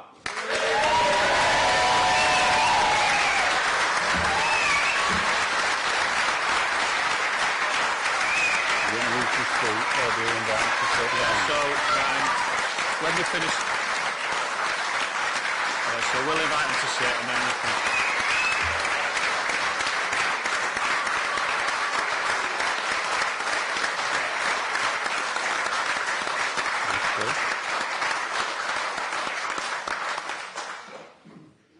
So if everybody will sit down, please, the ceremonial mayor will address members of the council. Many years ago, the works convener that we had, called Freddie Mac, always said, never speak for more than 6 minutes. Because you find that some people go asleep or they go home. And over the few years I've been on the council, I've noticed that to be the case, that many councillors do have a sleep and do leave the council. But today, I'm going to be thanking all of you to be here today, that have come today to celebrate this occasion, because it's not just about me, it's about the people of Salford. And I think that's important. And I also think that those who don't care about the people of Salford don't sit in this council chamber, because each one of you, whoever you are, actually does care about what you're doing and how you do it and how you represent the people of Salford. And I've been very fortunate to be supported for many years. In fact, my Mary, the boss, has been around when we've had the dark times and we've had the bright times, and we've had more bright times than we've had dark times. So I think it's right and proper that I thank Mary, my family, some of them anyway, for being here today. But I also thank the people that have come from quite afar, because we've had some right reprobates in Salford. One of them's here today, and he lives in Scotland now. He got chased out of Clifton. And I think it's important to recognise the quality of every person that have actually contributed to this city. And I'm just a figurehead in this next 12 months. And I'm looking forward to raising funds for the particular charities and organisations I'm going to be dealing with. And there's quite a few, so it's a big if. And I think we're up for it in Salford. Now, kids can. The late Bernard Pennington, that was a great charity of Bernard's, and Bernard was a great man. And it's a little bit in that booklet you've got, which tells you a little bit of a synopsis about each one of them, including Emmaus at the end, which is so important. Well, it's not at the end, but in part of it is Emmaus. And the children of Salford have chosen that one. So I accepted that through Councillor Lisa Stone. And I was quite willing to accept it. But thanks, Lisa, for that, because I'm sure... Are any of the kids here today? No. Well, it's a pity, that, because they're going to be working to raise some money for Emmaus. They're not just naming them, they're going to be part of it. So all of you will remember over the years what this council has done, all the councillors involved that have done throughout the city in terms of rejuvenating Salford Quays. Part of my duty is to make sure that all of Salford, not just the quays, is seen as important, and I think that's right to do so. But part of my challenges, if I may say so, is two people that I know personally, Andrew Cook and Ferial Raja. And I could tell you very funny stories about both of them when they've been with Roger Jones and I, and we got them in trouble, really, but in a nice way. And they really, really were quality people. I went leafleting once with Ferriol, and I was the Kersal leaflets, but Ferriol misunderstood, and she delivered all her leaflets in Broughton with the Kersal candidate. But I've got good memories of good people, and good memories never fade, and I think it's important to recognise that, because we're here because the people of Salford put us here, and we'll do our best in whatever way. And I'm going to use this year to enhance the name of Salford, enhance the name of those charities, because there's lots of good people in them charities that don't ever get the pats on the back that they deserve. And I'm going to ensure that I can do as many as possible in inviting them into the council or going wherever I can to promote Salford and promote them causes. So each and every one of you. I'm going to tell you a little funny story now, because many years ago there was a councillor who was the mayor at the time, and he was going through the agenda, and with the late Peter Grimshaw, Councillor Peter Grimshaw was here then, and he used to represent the fire authority. Now, Peter, when the mayor said fire authority, he got up, gave a report, Peter, answered a couple of questions, then the mayor, who happened to be Councillor Barry Warner, said, "Is there anybody else on fire?" So at that point, I think we all went home, because we couldn't carry on. But anyway, thank you all for being here. I'm proud and privileged to know each and every one of you, and I'm proud and privileged to take this opportunity to promote this city. Thank you.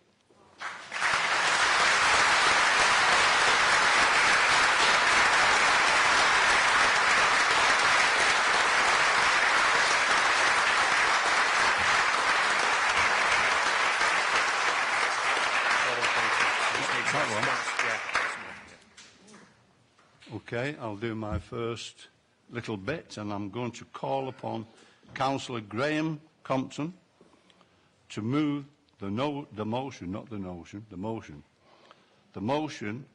of thanks to the retiring ceremonial mayor, consort and mayoress for 2016 and 17. Councillor Compton.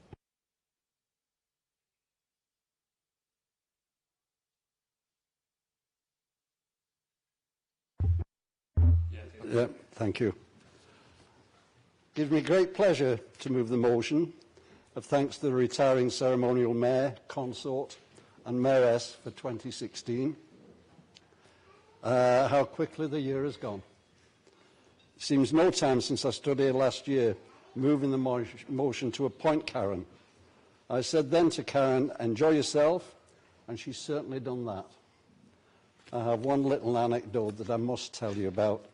My little spies that have been to a lot of the events.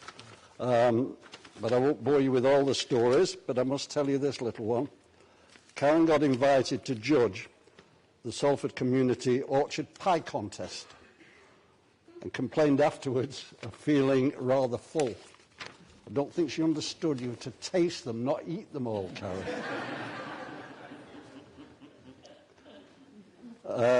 The mayor, consort and mayoress have been a credit to the city this year, attending many functions and brightening with a splash of colour.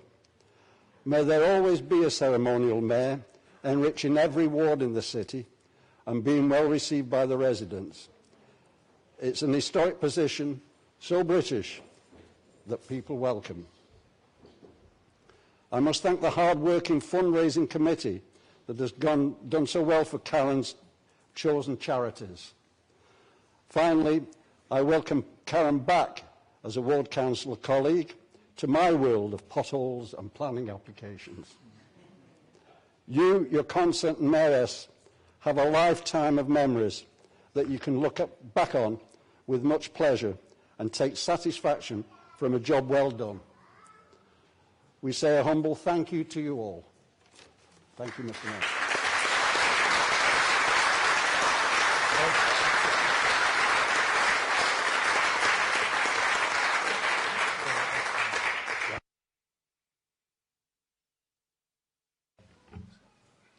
call on the City Mayor of Salford, Paul Dennett, to second the motion and call upon... Okay, it's me now. Okay. In seconding the motion, I would like to take this opportunity to give my sincere thanks and appreciation to the outgoing ceremonial mayor, Councillor Karen Garrido. We both have something in common. This has been our first year as mayors. Karen has performed an outstanding role in the city over the past year, transforming the ceremonial mayor position into a truly significant role. Her chairing of council has also been exemplary. She has firmly but fairly kept us all in check, which is sometimes no easy task in Salford City Council. We couldn't have asked for a more fair-minded and reasonable adjudicator, and she only had to use the gavel once. Karen's chairing is indicative of a real commitment to serious, grown-up politics.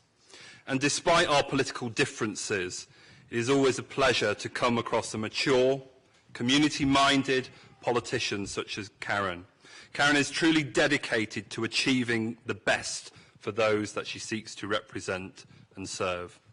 Karen exemplifies the best in local government politicians, and her record as the ceremonial mayor is testament to this. In her post, she carried out over 200 engagements, spent her time constantly fundraising for local causes and chosen charities. Her efforts have been incredibly effective.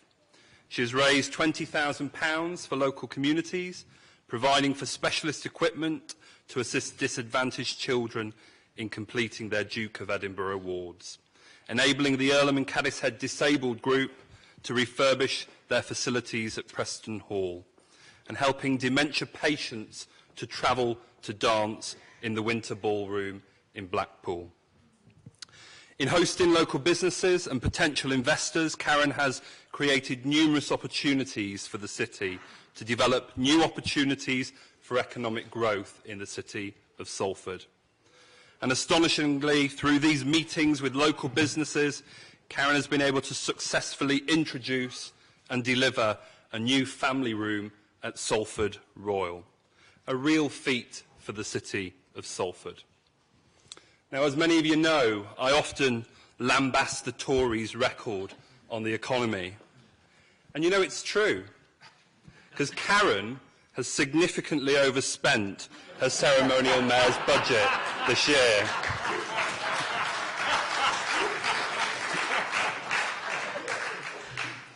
But it's an absolute credit to Karen's character, tenacity and commitment.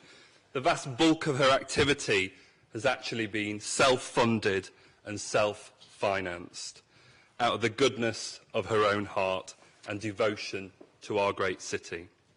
These are truly commendable acts, Karen, and I don't think anyone in the room can deny your integrity, your commitment to your year in office. From the perspective of the City Mayor's office, Karen has been open, collegiate and a pleasure to work with. We've been kept involved, we've been kept up to date about all your activities, and I thank you for that.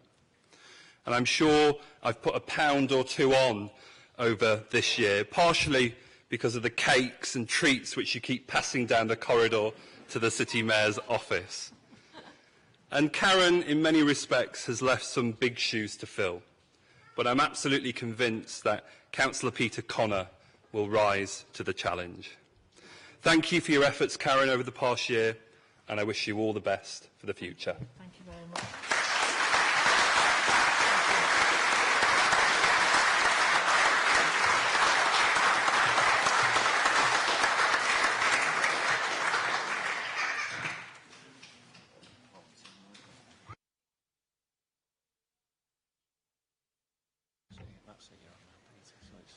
Okay, can I call upon Councillor Tracy Kelly to support the motion of thanks?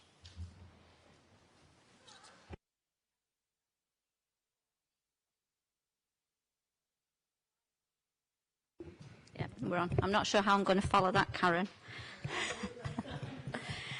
I would like to support the motion of thanks to Ceremonial Mayor Karen Garrido and her consort Robin Garrido and Mayoress Beryl Henson for their hard working, raising funds for their chosen charities, and as Karen was most fondly known from the Lunan contingency, the Party Mayor.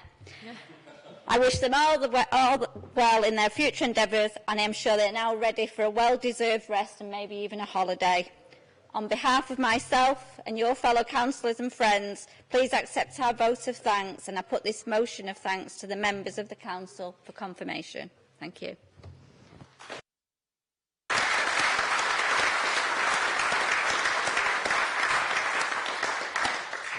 I put it to the council.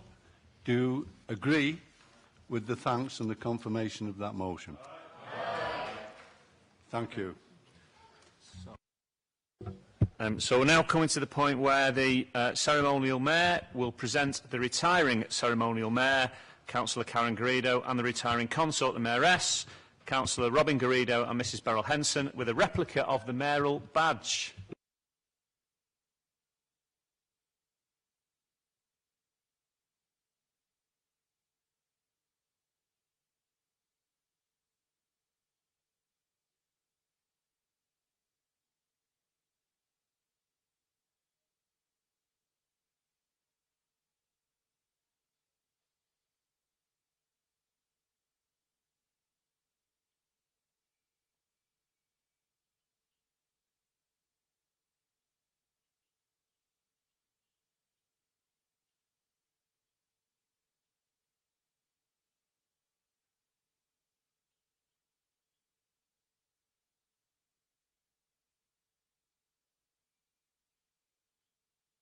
I'd like to invite the outgoing ceremonial mayor to make her valedictory address. Oof, full of that, everybody.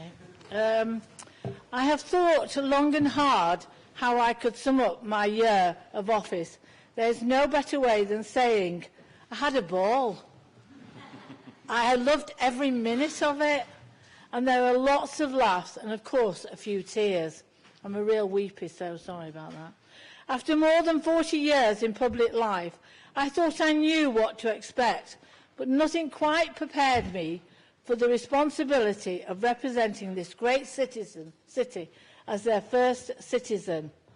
I also suddenly realised that I was the Admiral of the Port. What a turn-up for the Brooks from someone who gets seasick on the Bridgewater Canal. Fortunately, I didn't have to go on any ships.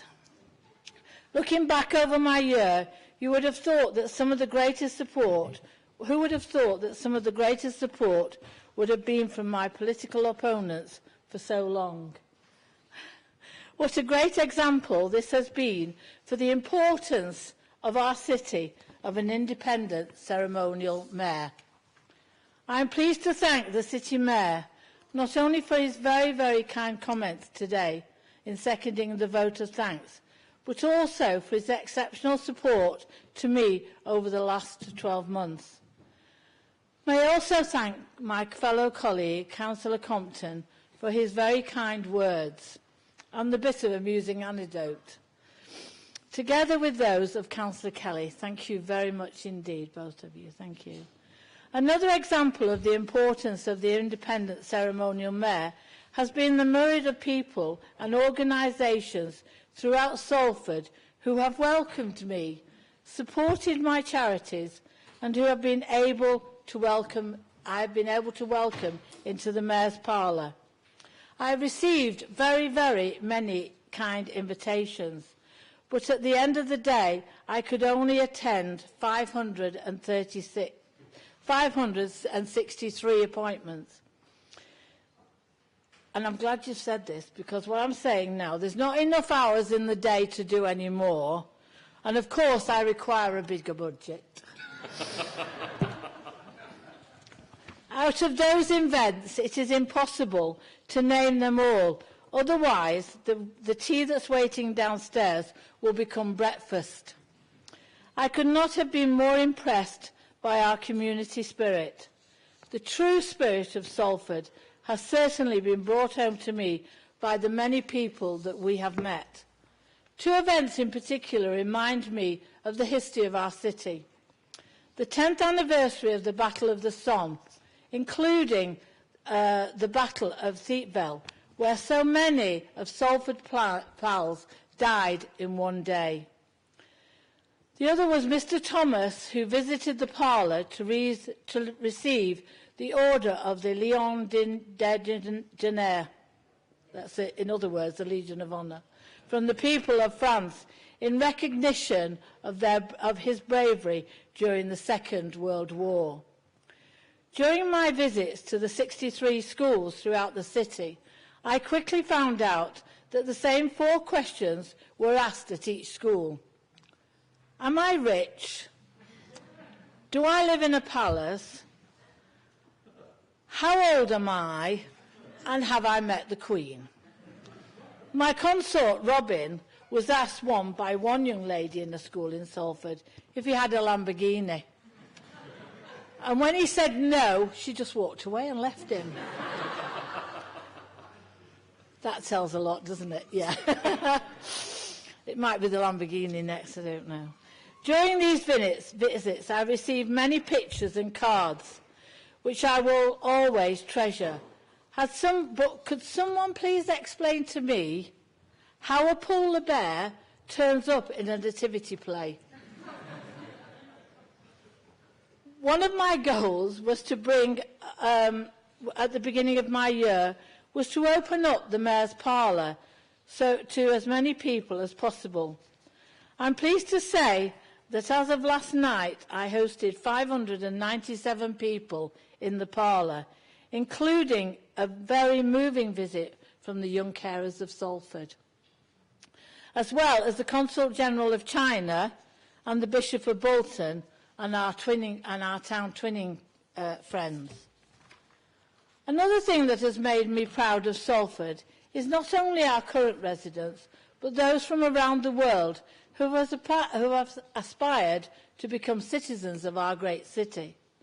I've had the honour of welcoming these new British citizens and to witnessing their swearing of the allegiance to the Crown.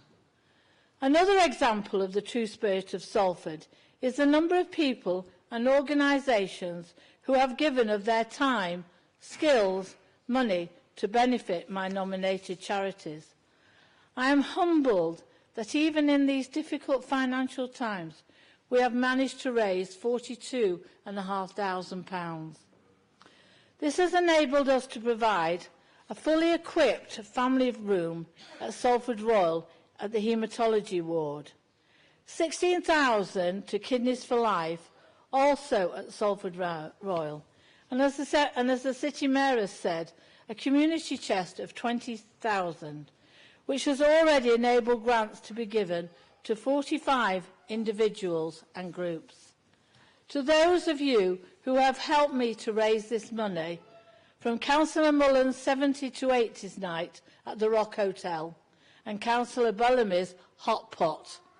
She makes fantastic hot pots. And from my attendant Tim's flat cap, whippets and chains. Yes, I did say whippets, not whips, as it got publicised as. And to my friends in Worsley Village Community Association and to the members of my charity committee. From those who buying a £1 raffle ticket, to those bidding hundreds of pounds at the Masquerade Ball auction, to all of you, I give you my heartfelt thanks on behalf of all those who will benefit from such generosity. Before I end, I'd like to thank Michelle, who has had to put up with me being very touchy, and to Karen for trying to keep me and my budget in order. We could have a conversation about that, but we won't, will we? Thank you very much for all the help that you've given me over the last year. And to not forgetting Donald and Vicky. Vicky has only just arrived at the centre, and she's helped to make everything run as clockwork. So thank you to Donald and Vicky. No mayor could survive without an exceptional attendant. Tim has been such a person, but indeed much more. I shall miss his jokes, his stories, especially when sometimes I believe them. His guidance has been second to none. And Tim, thank you very much indeed. Being the ceremonial mayor cannot be a solo performance. This is where the tears will start, sorry. I have been so lucky to have had my Mayoress Beryl and my consort Robin to keep me going throughout the year, even when times have got a bit rough. As the song goes, they are simply the best. And some of you may know the double meaning of this, and I'm not explaining it today. Finally, may I wish you, Peter, Councillor Connor, a great year as the ceremonial mayor, and I hope that you enjoy it as much as I have done. Thank you so very much for giving me the opportunity.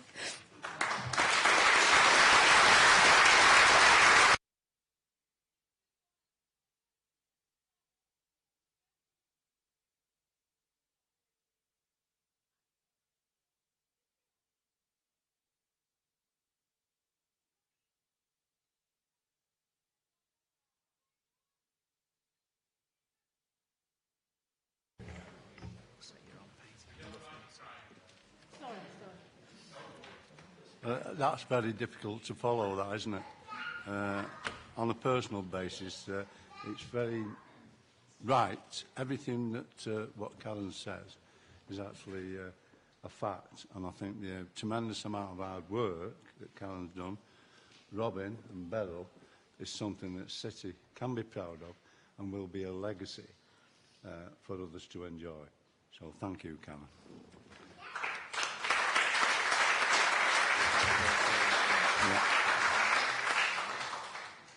Right, now I call upon Councillor Paul Wilson to move the motion to appoint Councillor Ronald Wilson to the office of Deputy Ceremonial Mayor for the municipal year 2017 to 2018.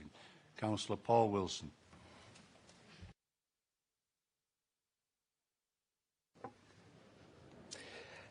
Got a tough act to follow, thank you, Karen. So, good afternoon, Mr Mayor, ladies, gentlemen, councillors.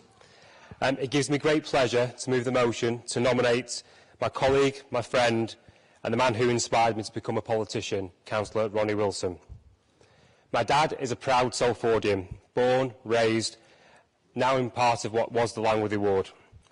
Ronnie started his working life as a printer, and then becoming an apprentice engineer before moving to an engineering inspector at Massey Ferguson's Trafford Park. Later in life he was made redundant and became a civil servant working for the DWP. But throughout his life, Ronnie has been an active and very keen politician. Many a family meal can turn into an argument, it's what my wife calls it, we prefer to call it political debate. It's through the Young Socialists that my dad met my mum. And they got married in '69 and moved out to what was quite a long way back then, was Earlham, and moved back to Salford in '71. By some miracle that I don't really want to think about, I arrived in '72, and 2 years later the Storks dropped my little brother off. My dad's not one to be always on the right side of popular opinion.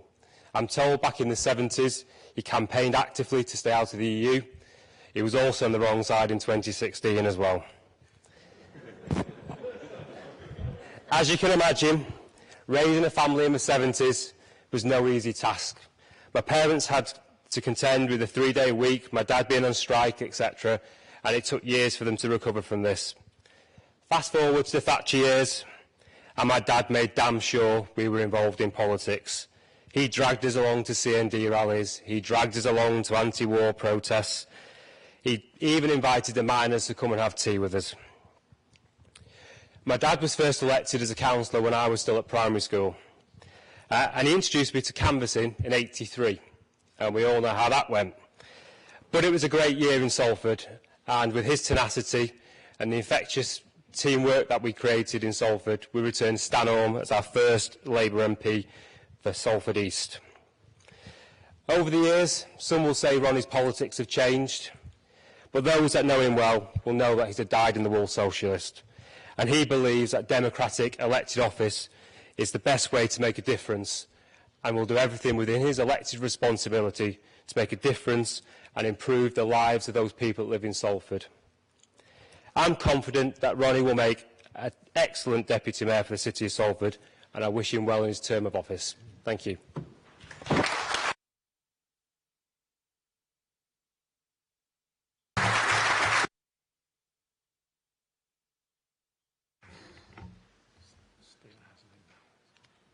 He keeps putting his finger there and I can't see what I'm looking at. I call upon Councillor Stephen Esling to second the motion. Stephen Esling, Councillor Stephen Esling.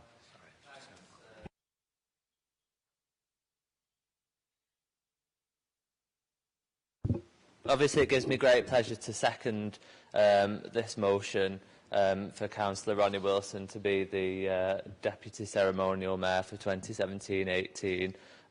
Before I do, I just want to echo what the City Mayor said in thanks to Karen. You know, you've certainly set the bar very high. I think, you know, when we were stood in the marquee on Worsley Green on day one, you know, I think we thought it was going to be a good year, and obviously that's what it's turned out to be. You've certainly raised a lot of money for your charities, and also, you know, in chairing the council meetings, I think you've certainly laid the gauntlet down to future mayors in terms of keeping us to time and making sure debates well run.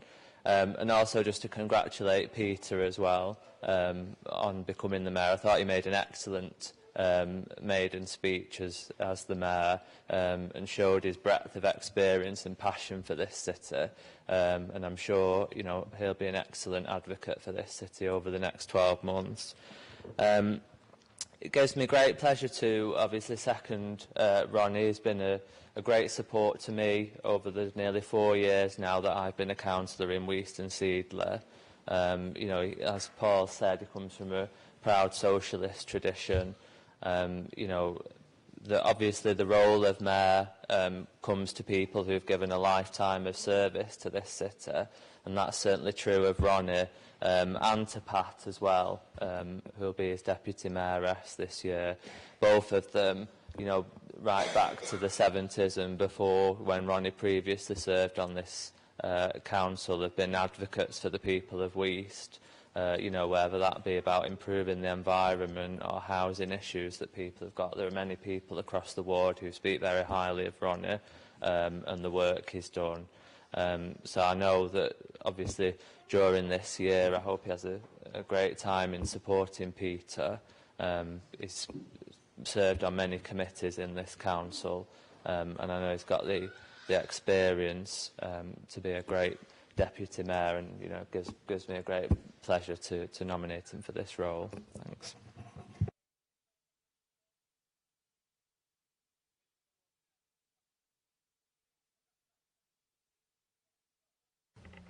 I now put the motion to the council for confirmation. Are you in favour or?